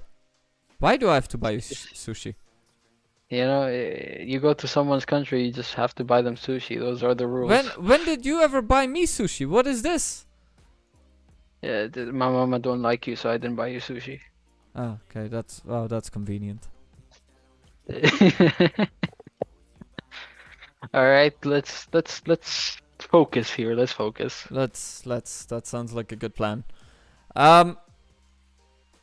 We'll be inviting the players now. We have 10 minutes. They can do the draft. Absolutely. Let's do that. In the meantime, I'm also looking. Our tier 2 has unfortunately been cancelled, not by us. Yeah, I was just looking. I was like, where is it? Yeah, it's not been cancelled by us. It's been cancelled by whomever. Challenger mode. I guess to a certain extent, yeah, maybe. I don't know. Or we did something else. Or we did something bad with challenger mode. I mean, it can happen. Also, it is interesting. UPV and Los Pocho Locos are in there. I don't know what they're there for. What the Spanish teams are there for. I appreciate that they're.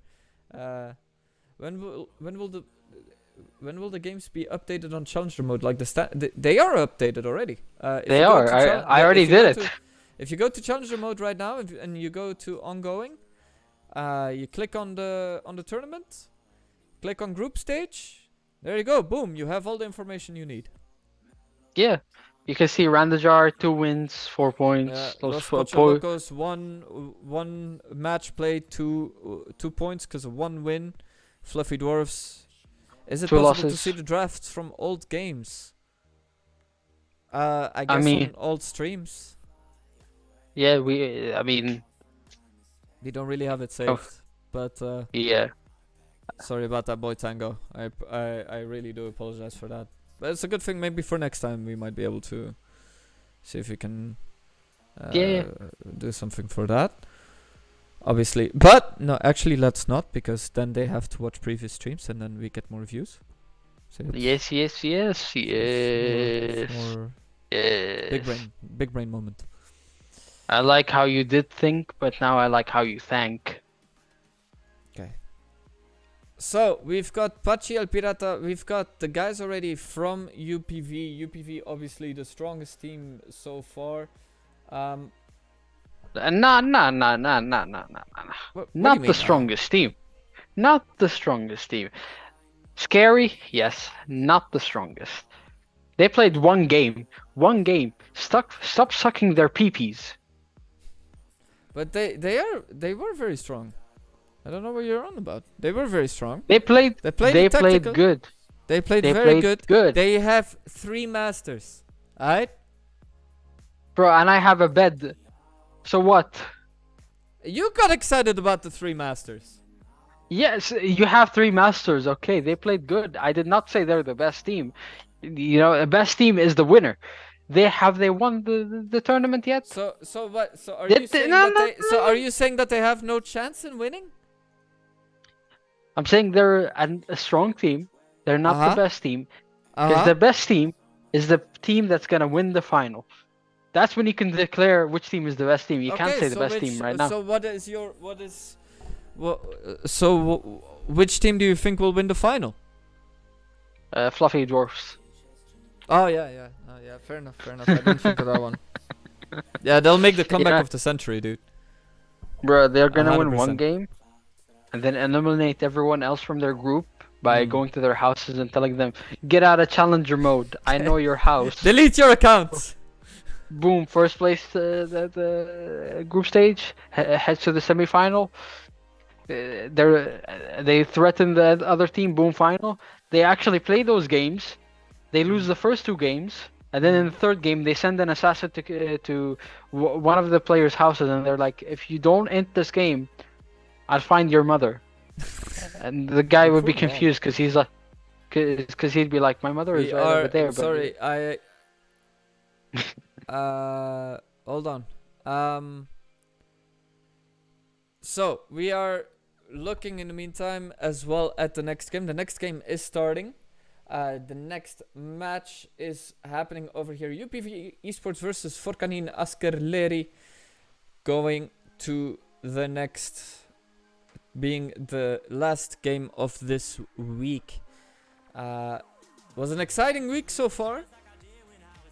Next week will be on another level as well. Ahmed, what are your predictions for next week?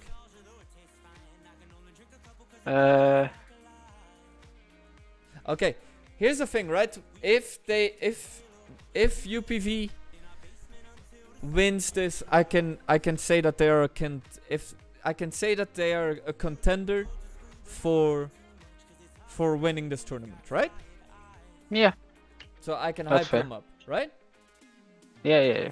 Okay, we'll do it that way then, because didn't know you were gonna be so annoying about this.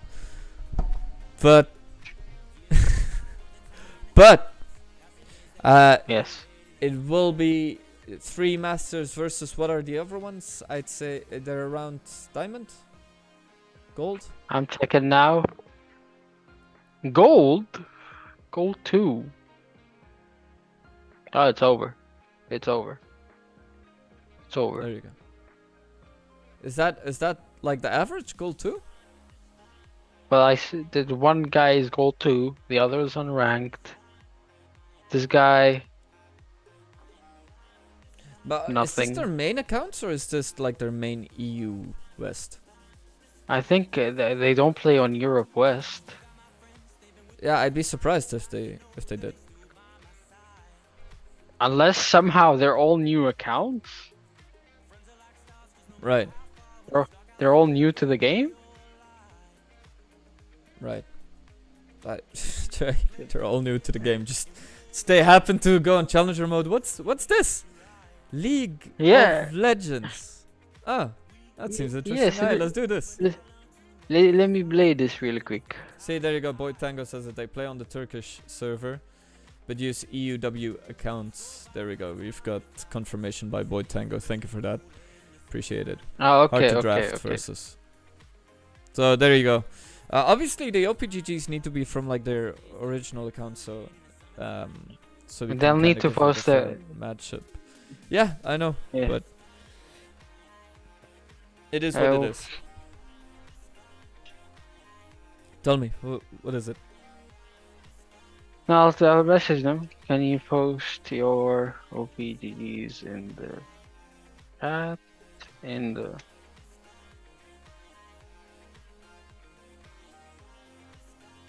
chat. We are waiting for them to join. Just under 5 minutes coming to the game, and at around 6 p.m. we are finished with the stream. Latest, obviously. I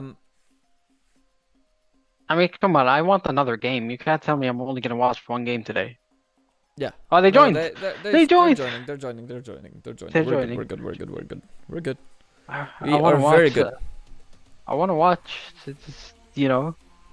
I don't want Yeah, no, people I disqualified. understand. I hate it. Hate when that happens. I hate when it happens too. We've had it plenty of times in the FIFA tournament. We've had it plenty of times in previous League of Legends tournaments as well, where they just kind of We had it in the final. forget about We it. had it in the. Yeah, I do remember this. Yeah, they had it in the final and they didn't show up, and we're like, well, enjoy the money. Have fun with it. Don't spend it all at once. All 3 Ladies and million that we gentlemen, gave you. I want to know though what you would do with 250 euros on your end. They have the draft. You can't roll. steal my idea. You can't steal my idea. That's the They rule. have You can't the say you draft want to roll. open a pizza shop. Okay, fair. We have the draft roll set up, which we are going to show just in a little bit.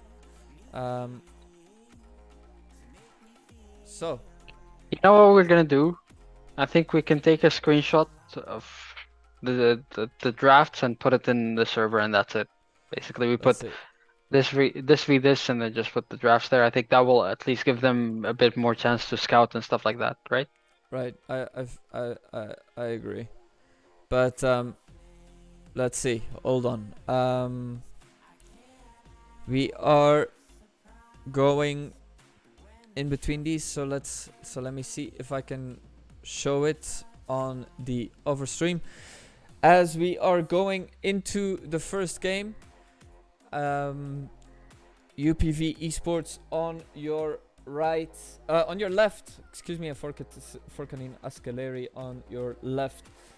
We are over here right now, as we have the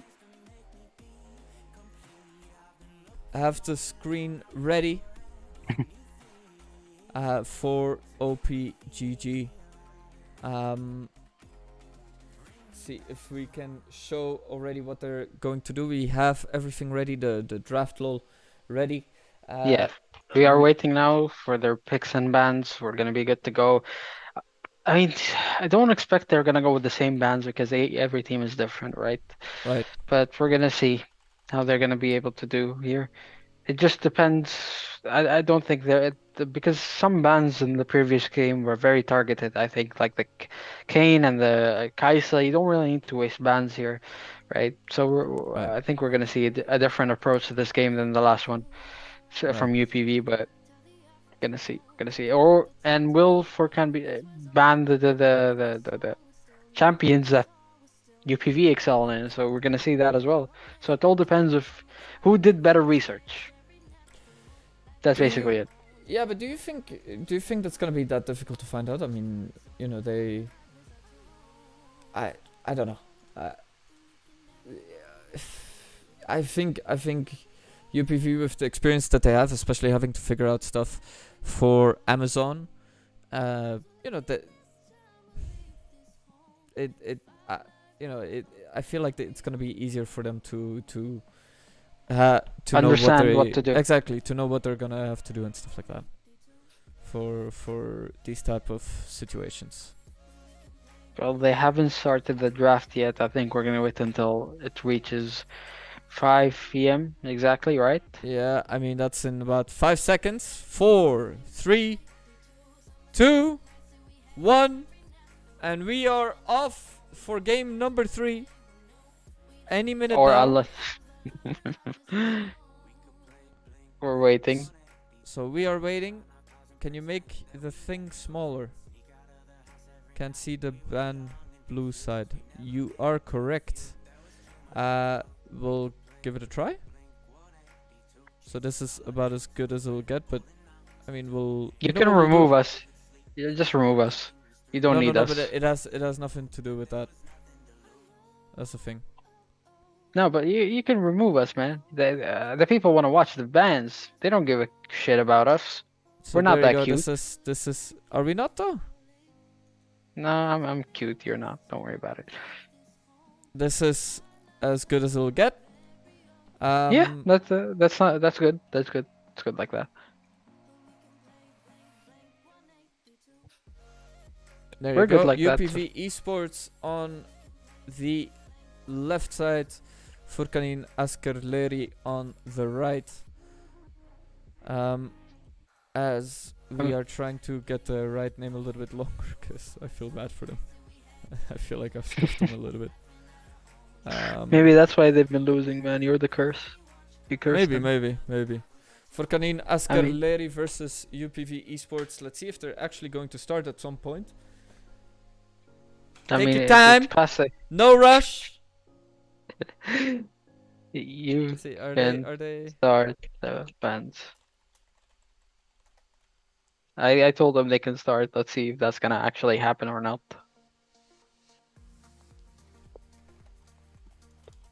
Ooh, we're still waiting. We're still waiting. Why enlist is not our player? What? Kick him out. Yes, yeah, but this is your thing. You need to kick him out. No, I'm not the team lead, the party leader anymore. Yeah. Oh, it's Burn. Yeah, because once you go I to see. spectator, you transfer the leader. Okay, that makes sense. Gotcha. You see what I mean? Yep. But I mean, to be fair, this game is not. I don't know if how well the Turkish team is, right? Hopefully, we do get to see their OPGGs. So yeah. But I don't think Team UPV are scared in this situation, right? On theory and paper, I don't you're think they the should have any reason to. yeah, you're the, I suppose, most skilled team here, so we can start So until Orisko you are saying all send in lobby. multi OPGG of who will play.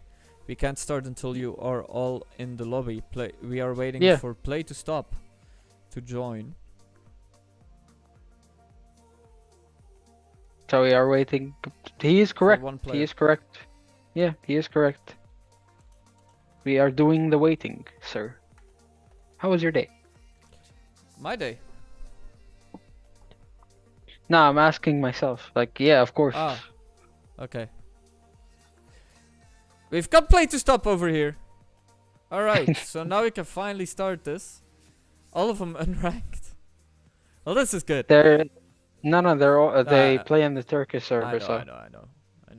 I'm messing. do you know? No. I do know. Yeah, we are off with the bands. All right, here we go. Finally, I suppose. Blue side banning Maokai first time. I suppose they did watch the game from yesterday. They don't want to play against the Maokai. They might ban the 5 champions from yesterday in this situation. Maokai gone. How are they going to match it on the red side now? Ooh, they do have a bit of time left. They're thinking. They're still thinking. I honestly expect them to ban Ashe. Ashe was very scary last game. You know, you just have to ban it. Sejuani ban coming in. Both teams banning a jungler in the first ban round. Let's say. I suppose. that took 3 tries. That last part of the phrase. Anyway, we're off to the second banning phase right now. Maokai, Sejuani, the first 2 bans, a lot of jungle banning. Nami gone. So no Lucian Nami will, at least for today. We might see them come back later on, but Nami, Lucian Nami lane is very deadly. You don't want to play against it. You don't want to play with it, because if you don't get it ahead, there is just a perma-end lane, right? They're very strong. They're very good. They just need some support. But I understand the Nami ban. Nami can go with a lot of ADC, so even if you ban Lucian, it's not a safe option, right? So very understandable ban. But the Gwen ban coming in, this is I think the second time we've seen them ban Gwen. They just hate the champion. Zarya ban. Zarya is very strong right now, so understandable. But the Gwen ban, again, they banned it yesterday, and I don't really understand why. I suppose they just hate the champion, and they don't want to see it. They don't like that blue hair. Just look at the blue hair. They're just like wacky blue hair. So even Sejuani has blue hair, I think. So they don't like blue hair champions. If they ban another blue hair champion, then it's over for blue haired women and men. But we see a Nautilus ban coming in. Never mind about that. Caitlyn is coming in. So there you First, go. You got your blue hair. She doesn't have blue hair. She's brunette. It's just the you know, it's just the lighting in the picture. But that's what I Nautilus being banned as well for I can't say their name at all. But Caitlyn first pick, which is something I don't like. Matching it with an Israel immediately. Again, we see bot lane being picked the first thing, because last game we saw Seraphine being picked, and then immediately to match it, they picked the Zarya. You know, they did not give it much time to think about it. They just immediately said, "Hey, our game plan is Caitlyn." I think we might see. I suppose they can match it with a Morgana. Caitlyn is a very strong lane. A Lux Caitlyn is very strong. So I think either a Lux or a Morgana here might be a pick for them. Something tanky I don't expect, unless you want a bit of a front line, a bit of a setup. Rakan is a good choice, but Ashe is still open. Nunu being picked up as well for the jungle for Team Furkan. Like I said, Caitlyn, Morgana, there we go, being picked. Very understandable, very standard League of Legends lane. Now I'd say focus on the mid lane, leave jungle and top lane for the second banning phase, because you still have a variety of champions, you still have a lot of setup, because a lot of champions are still open. But I just hope they do pick some front line, because Nunu is very scary, and Ezreal needs someone to catch him. You need someone to catch that Ezreal, and you could pick something, off meta here, and just to make sure that Nunu and Ezreal are not happy right now. J4, he is nerfed. I don't like him a lot, but in this situation, I understand why. You have Nunu, you want to stop that W charge in, right? You want to disable his ultimate, you want to catch people off guard. Now, no matter what team for can pick, it has to be something that has some escape route, and they do that. They do pick the Thresh Lantern, very understandable, but Ezreal Thresh are not the best option. Right now, bot lane are in the hands of UPV. Way better lane. Jax being banned again.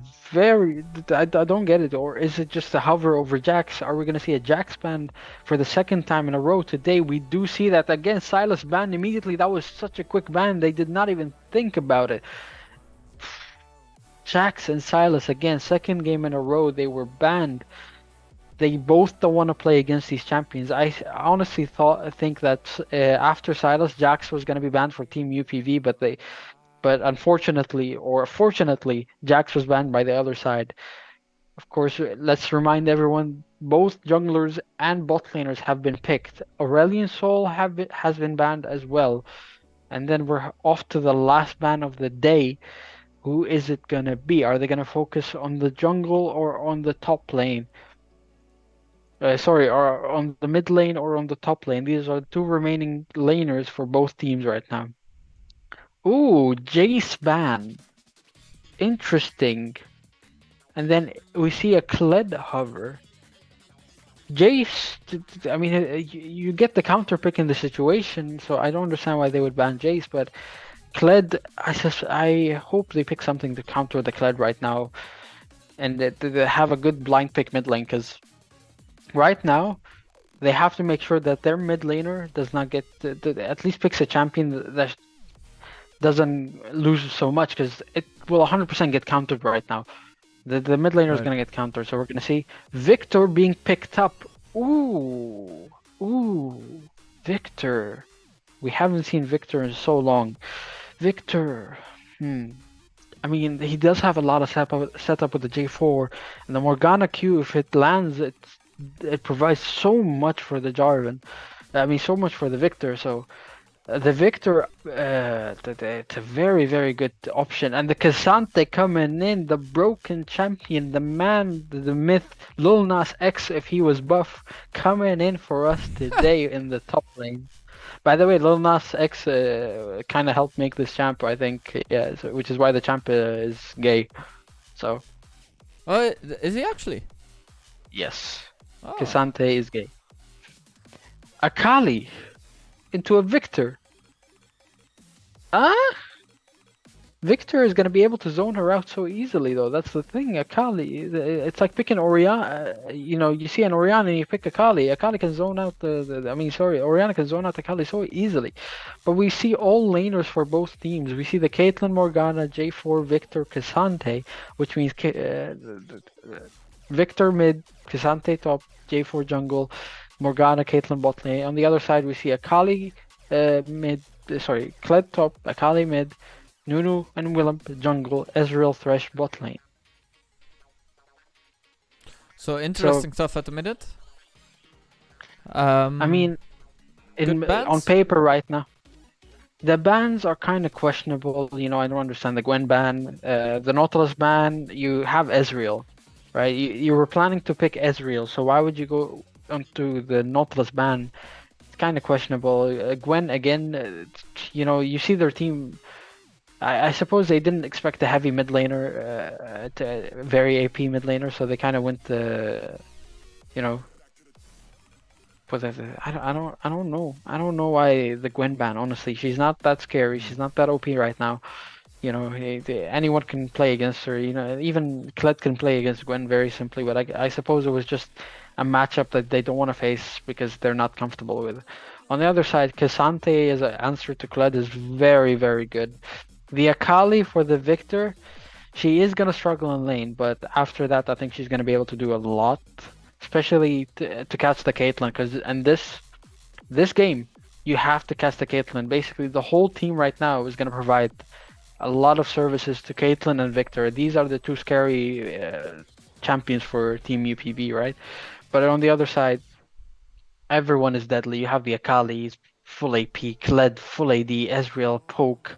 You have the Thresh hook. If it lands, Nuno can just follow up with a W. He does so much damage. So on paper right now, I would say the team that would win UPD, honestly. It's just the Ezreal Thresh. It doesn't make sense. At least for me, Ezreal Thresh is not that scary. So, and then on top of that, you see like Akali into a Victor. You kind of counterpick yourself for the laning phase, but after the lane, you would be kind of strong. But you want to survive the laning phase, right? You must have saw their last game. You know how good they are, how well they play. You wanna play something in your that's gonna give you, I suppose, a benefit, right? Right. You wanna perform better, right? So going the Akali is kind of questionable, but other than that, the Kled, nice pick. I like it. You want to catch the Caitlyn out position. You want to catch the Victor out of position. You see someone a bit far away, you press R, you chase them down. Understandable, but everyone else, questionable, honestly. On the FURKANIN's team, Thresh, he is strong now, but it's just. Plus, you picked Thresh after seeing Morgana. That's all I'm gonna say. You picked Thresh after seeing Morgana. The thought. I want to know the thought process behind that. When you get in the game this time, can you move the champs to their positions and make sure you follow on screen? Yes, Seb. Yes, I'll do Seb. my best. Cause Yeah, how about you start streaming it then, huh? I would. Do you want me to stream it? I don't mind. You do mind it. But I don't mind. I didn't do it because it might be laggy, and it's better for you to stream it out, because that way it's not laggy. You want me to stream it? No, it's okay. Don't worry. It's all good. I'm just saying. So you want me to stream it? I don't mind. That's alright. So yeah, in about 3 minutes, last game, last matchup. Do you think UPV will take it again? I have confidence in my boys. Oh, they're your boys now. I mean, I'm not being biased, right? But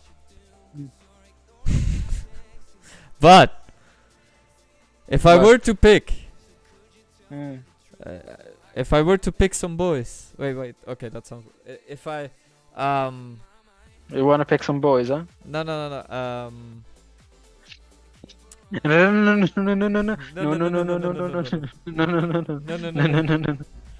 You don't want some boys, huh? No, that's not what I meant. Not anymore. Yeah, no, I'll try Meryl. But I'm new, so give me some patience, please.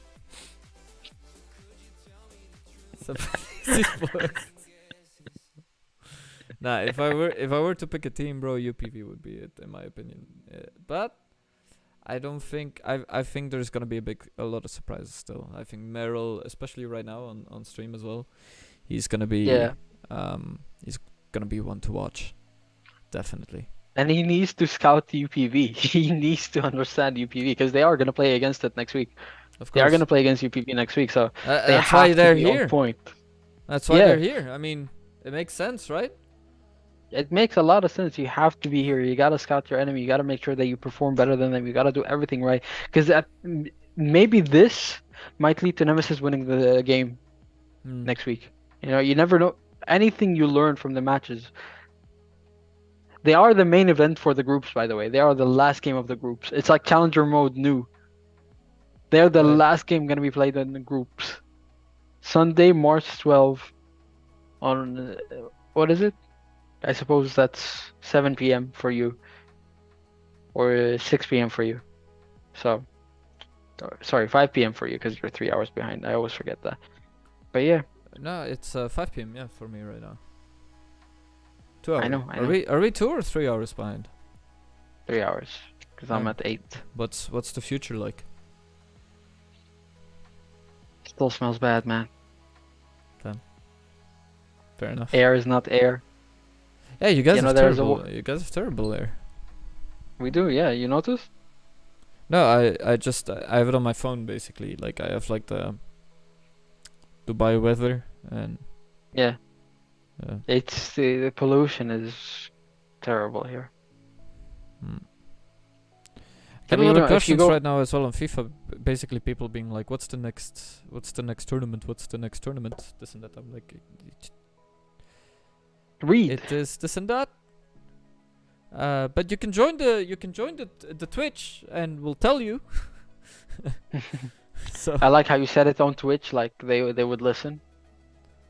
Smart. yeah, but like I can talk shit, right? And who are they? Are they gonna hear me? No. See, so it's big brain move. Potato, tomato. All right, we're hopping into the game finally. We Took a are while. hopping into the game. Took a long while. I'm still not there.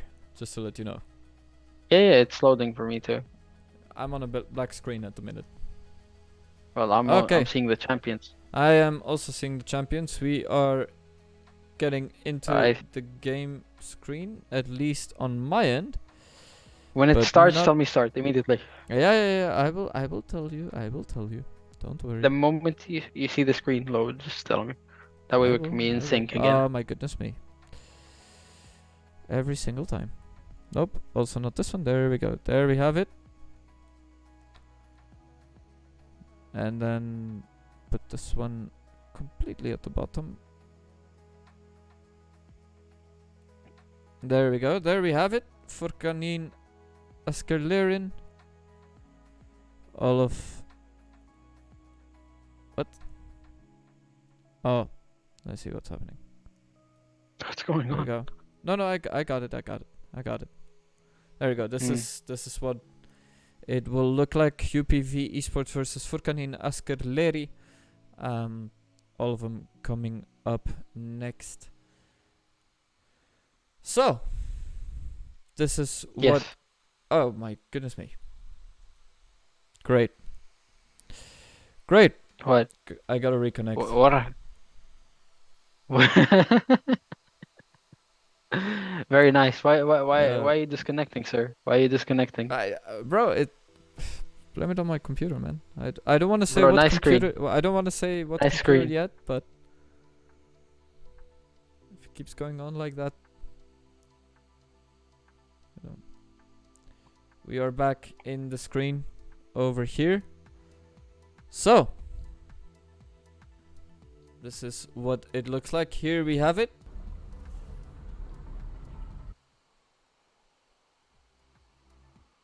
You didn't And, tell me. You didn't do Sorry, anything. I am Just- already at the 1 minute 16 mark. Why? Go back, man. Go back. Why are you at 1 minute? I will go Just go back. 30 seconds. Just go Alright, 30 I will go seconds. 30 seconds. Hold on. I can't go any more back than 1 minute. 1 minute Alright, is. I You ready? mean, yeah, 1, 2. 2, three. 3. Alright, good. We are going back in game. Minions have spawned. Minions have spawned Yeah. indeed. Tell me your time. 110, 111, 112, 113. Perfect. All right, for the scoreboard. Right. The one on the left, perfect. The one on the right, the first one, the blonde guy, put him fourth. The second guy, the green guy, put him last. The black-haired lady, put her third. The guy yelling, put him first. The blue guy, put him second. Does that make sense? Got it. Done. That was easy. You see? There we go. Yeah. Alright. I think we're Ah. gonna. We're getting good to into go, this huh? later. There we go. We're good to go indeed. All right. I mean, we did not see a first blood coming in the top lane. K'Sante, yeah, not in the top lane. They did get an invade and they killed Nunu.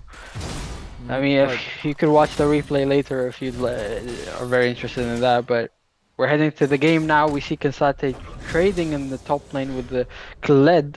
He does have a level advantage right now, so he is same farm, honestly. But Nunu dying early, giving K'Sante some gold is not a scary option, honestly. You know. Meanwhile, Victor is running first strike. He will poke this Akali a lot. Ooh, those K'Sante trades are not in the favor of Kled. He does so much damage, especially with the runes that he have. It does so much damage, right? But we're gonna see. Honestly, so far, first kill, 1k gold lead already. It's just already we're kind of seeing the shift in one-sidedness. And a jungle. Yep, play to stop in a lot of trouble. Oh, He's getting saved, but will it be enough? No. Risco getting saved by his team. Jarvan was able to catch Nunu out of position and get another free kill. Thresh did use flash, he used ignite, but what are you gonna do with it? Doesn't do much. So in that case, it was I mean, the jungler diff is showing already, and I don't know why, but it's not great. I don't like seeing an early roam, and it's a big of an advantage already for the jungle. Because he will lose Grump here, he would lose some farm, some CS, and it will put him behind. You don't want to see that, Imagine that's your jungler. Morgana Q does land, Caitlyn Q might match for it. No, it will not. They're just poking under the turret. She does land her E, but not the Q. Meanwhile, in the mid lane, we see some poking going on. We're back in the bot lane, some farming. Mid lane, kinda even, which is something I did not expect. I expected Victor to be poking a lot, but he did go with the Doran's ring, so he doesn't have that much mana. I expected a tear or a corrupting potion to give him more mana and more sustain in the lane and be able to poke the Akali and not let her lane easily, but he went with the Doran's ring option. He is fairly CSing okay, but of course we all know Victor, if he gets an early kill, he will be closer to his passive and unlock that empowered E, Q or W. But the bot lane matchup, honestly, it's fair, even though I expected that Morgana and Caitlyn lane to dominate, but we see that the lane is being pushed, a slow push towards the Caitlyn side, but at least she can freeze here, no, she's not gonna freeze, she's gonna continue hitting the minions and counter the pushing. Victor poking the Akali, just pushing the wave a little bit. I think he's trying to bait the Akali, and he might have been successful. Jarvan does land the knockup, but it's not efficient. Akali W does come in. Meanwhile, Nunu might charge in. He does not. If you look at the map, he decides against it and heads back to the jungle. K'Sante in the top lane, enjoying that freeze, not letting Kled farm. Enjoying the simple life. Nunu hovering the Drake, he might think about taking it, but not a lot happening so far besides those 2 kills. Some decent, I suppose, trades happening in the mid lane and in the top lane, but nothing deadly enough. But meanwhile, in the top lane, Kled has an advantage. He does have the level lead, but K'Sante pulled him back in the tower. He does not have his ultimate yet. Somehow Kled is level 6 and K'Sante is level 5. How did that happen? He has less CS.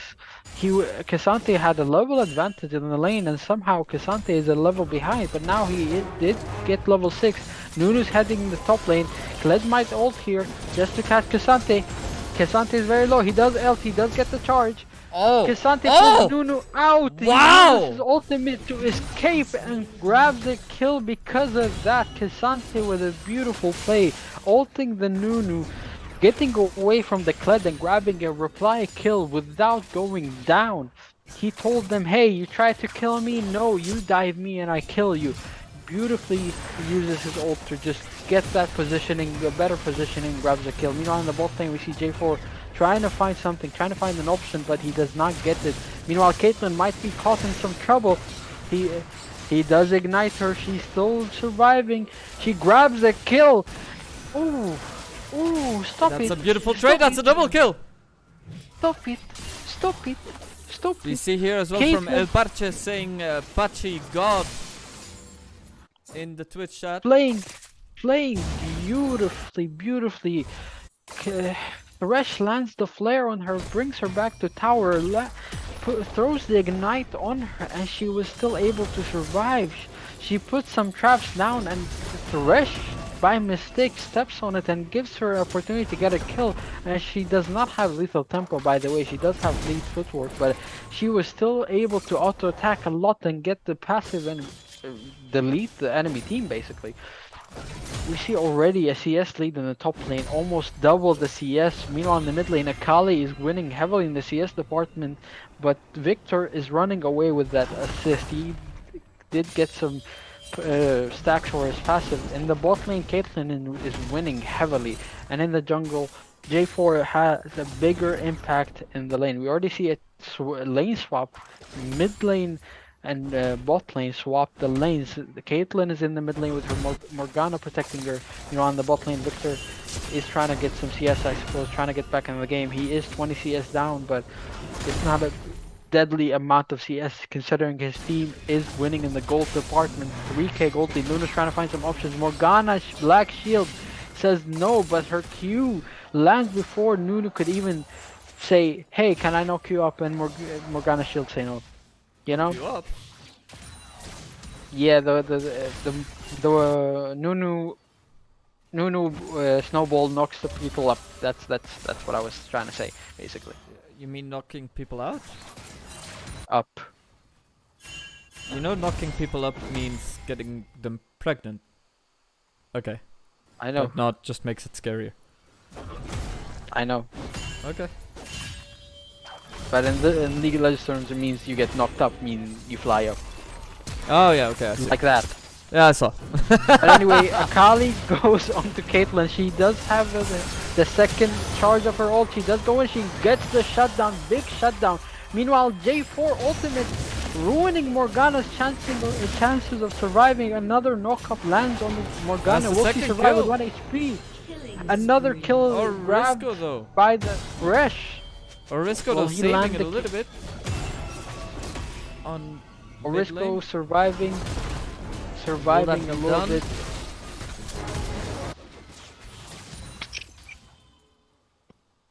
K'Sante deleting the Kled. Kled with the ninja tabbies, he is not tanky enough. He just ults him in middle of the lane, doesn't even need a wall to take him back to his home. Boom, he's done, he's gone, he's dead, and he's back at his fountain. K'Sante is so broken nowadays. 3 kills, 400 gold shutdown. Meanwhile, 40 CS above. The knockback doesn't land. K'Sante uses his unstoppable movement, his ability that makes him unstoppable. But you know, on the mid lane, Ezreal did send out his ult, but it's not good enough. They might pick up the tower right here. A very easy tower being picked up right now. Rift Herald being used. Very simple. League of Legends being played right now. 8 kills to 2. 6k gold difference already 10 minutes in. 10 minutes in, yeah. That's what I wanted to mention right there. They are getting a little bit of an advantage right now. 5k difference in gold. But it seems to me like it is going very one-sided and very easy in comparison to the previous game. The previous game was a lot more tactical, was a lot more technical. Wanting to test the waters out a little bit, a lot more slow on the UPV, wanting to test out the waters a little bit from what happened from maybe the other team. Obviously it was their first game in the Baesports tournament, but right now they are heated, they are in the zone, and they are ready for the game number 2, and it really shows already 11 minutes in and 5k gold, 5.7k gold differential. You know, this proves to me that the best team in the group right now is UPV, because yesterday Nemesis did struggle a little bit. What have I been saying? Yes. What have I been saying? But you never know. You never know. That's what I'm saying. You never know. Do I be wrong? That's why you can't say they're the best. They're gonna win it and they're the best team in the tournament. You never know what's gonna happen. Because so far, it's not over yet, right? There's still plenty of time. But as well, obviously, they are going to be competing against Nemesis, if I'm not mistaken, over here. Wow, what a beautiful battle! Look at this! Blue team has slain the dragon, and that will be a beautiful trade. Durance going with OMG Immortals. Are they going to be able to do something over there? They're trying to go a little bit backwards. UPV going for the double kill, for the triple kill maybe even. And that is the whole team almost wiped. True Shot Barrage did land on everyone. Ezreal Oak did land on everyone. Akali did almost find a pick there. But everyone in UPV's team survived, even with low HPs. They were able to execute 4 members of FURKANIN's team. Meanwhile, in the top lane, K'Sante might be looking for a dive here, because after all, Kled only has the boot. He does not have any items yet. K'Sante is rocking with that Iceborne Gauntlet, right? He is booming in lane 122 CS to 70. The Kled cannot play the lane at all. K'Sante is doing such a great job. So, I mean, I expect him to get better and better the more we go. There is no way that Kled can get the game. The only way he can actually function is if he finds a pick here and there. He needs to find some of the shutdown by mistake at least. A mistake from UPV will do so much work for him, but he has no gold to spend.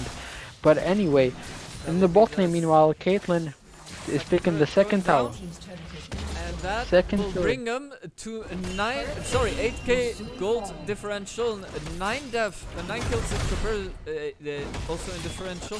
I mean, just by that attack alone that we saw there, Ahmed, I mean, they are on fire today, UPV. I mean, they are winning heavily in every lane except the mid lane, but Victor is rocking, sitting down with 5 assists, which will enable his passive hardly.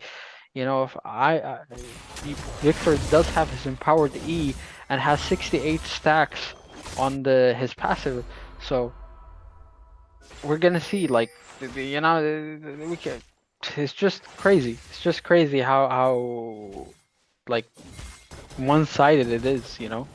Right. I mean, UPV is going to battle the next. Oh, there is a battle on top lane. Faratrill in trouble. Morgana almost made me come. That was beautiful Q, but Kled was able to get out of it in the last second, but still that was beautiful, and I'm a Morgana main, so I love seeing some of that. But at the end of the day, Kled did get caught out of position. He still only has no eye. The time mat does not do anything. Going full damage in this position.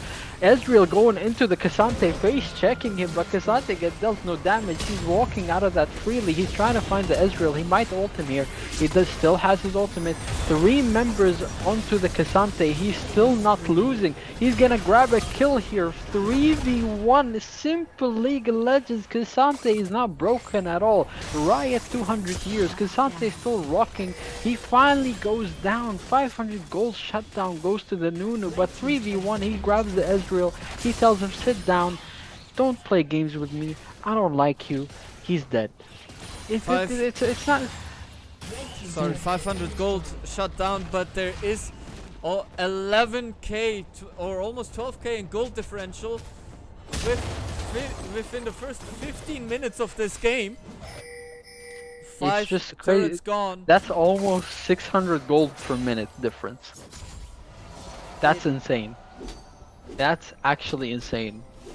It seems very now we're back to one-sided, and 11k. as I was trying to say once again, but I've been trying to say it for the past 3 times. UPV, if I'm not mistaken, will go against Nemesis next match.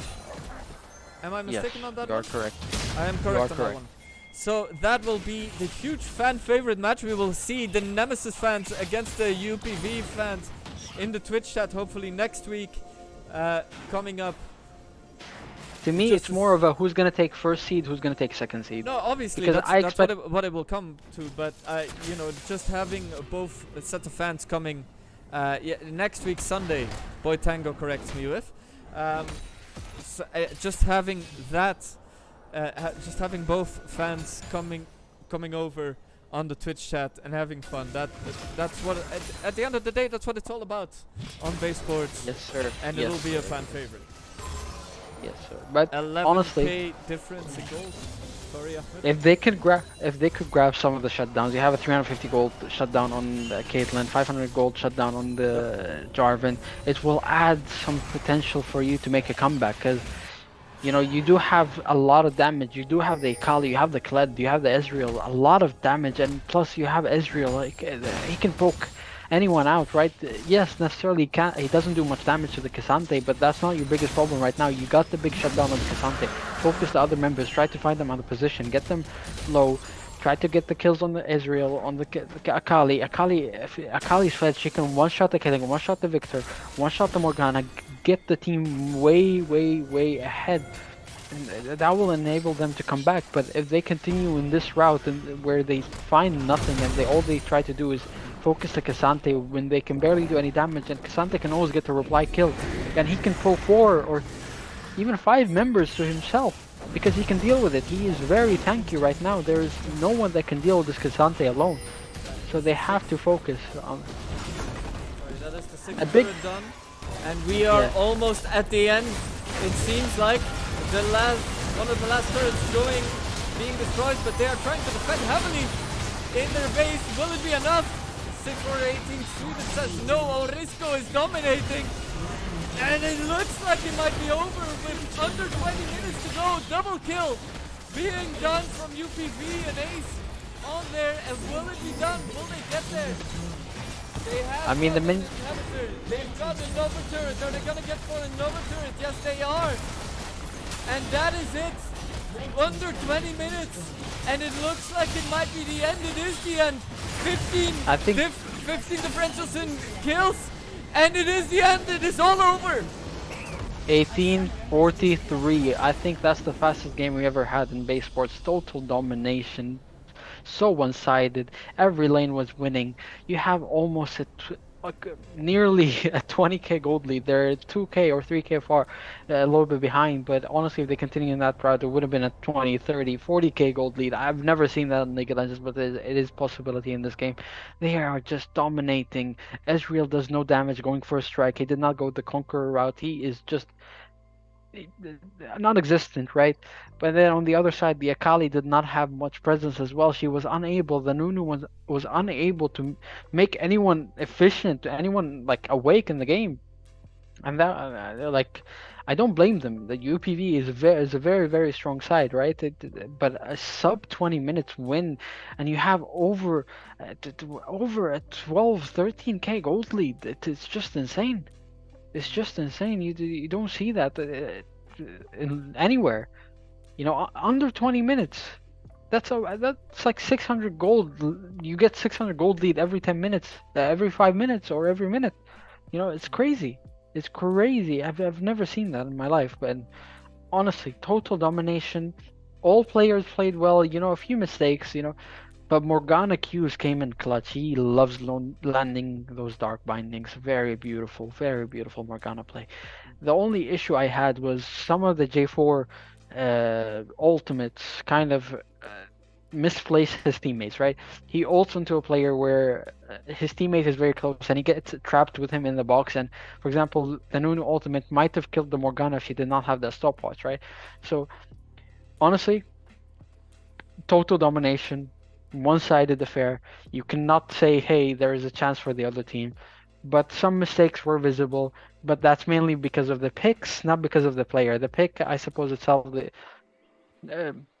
was a bit of an influence on the mistakes, but I don't really think we should look into it. It wasn't that big of a, I suppose, difference maker. It doesn't make a big difference, you know. They were simple mistakes. You make them here and there, but it wasn't game-changing mistakes, you know.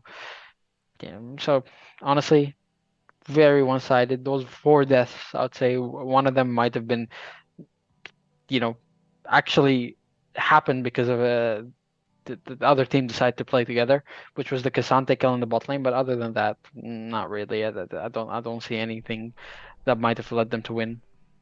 Even if they stalled the game, they don't have the best scaling options, honestly. Yes. Sorry, and while just to say, while we had a couple of technical difficulties, we started 15 minutes late. We had one resignation, but even then we started the third game as planned, and we ended up with 20 minutes early Despair. to spare. So it is insane how quick this game went. 18, 20, 43, by the way. I think that's the quickest game we've ever had. Correct. Yeah, I don't doubt. I think the previous one that we we've had was never around. had We've had a 25-minute one, which Yeah, was that- already impressive back in the day. 18 minutes. They've come in. They've done what they needed to do, and they've left. And you gotta respect it. No need to say anything, honestly. No need. No They've need to said say what they anything. had to say. They've said what they had to say. They are So- honestly, I think at this rate, if they continue with this much energy, this much excitement, this much fire, they could top the group. They can qualify from the semis, and like I said before, I think them and Team Nemesis would both get to the final. More than Two that, though, teams from the same group.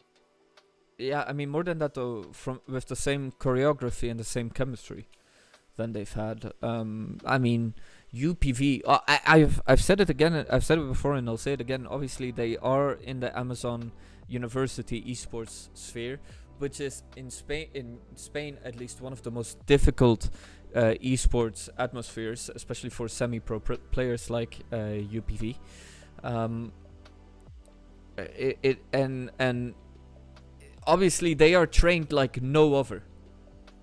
Unless They play unless together for every example day, Nemesis has something has a history that we don't know about, and we'd love to know about the history. Let us know in Discord about the history of the teams. We would love to know a little bit more about each team.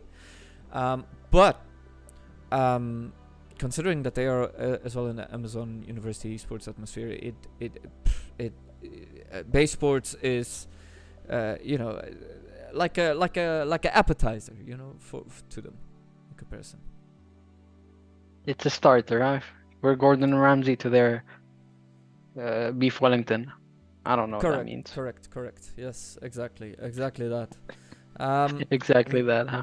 Next Saturday, we will see each other once again with day number 3 of the group stages next Sunday at 3 p.m. CT as well for day 4. Yes, and sir. then afterwards, we will have the semis and if I'm not mistaken, we will have the semis, or will it be day 5 and day 6 as well? We're on day 2. We're gonna have day Yeah, 3, we are day 4. 2. Four So yeah, groups, sorry. Day 5. Yep, I am correct. So, obviously next week will be day 3 and day 4 of the of the group stages. Then after that, we will have the semis, and more importantly, we will have the end, the main final, which will be huge. I can't wait to see it. We will see you all then and there. Unless there's anything you still want to say, Ahmed. No. Today was honestly second game underwhelming, but total domination. You I mean, can't the second game wasn't say. played. Yeah, it wasn't. The last game that we saw, it was. It's like one team was playing, the other was just there. Mm. I don't like seeing that. I like see a fair game. But yeah, Of course. other than that, But yeah, thank you all It's for good. watching, and we will see each other next Saturday at 3 p.m. CT. We hope to see you there. Take it easy and have a good one, everybody. Take care. Thank you very much. Good luck and ciao. bye bye.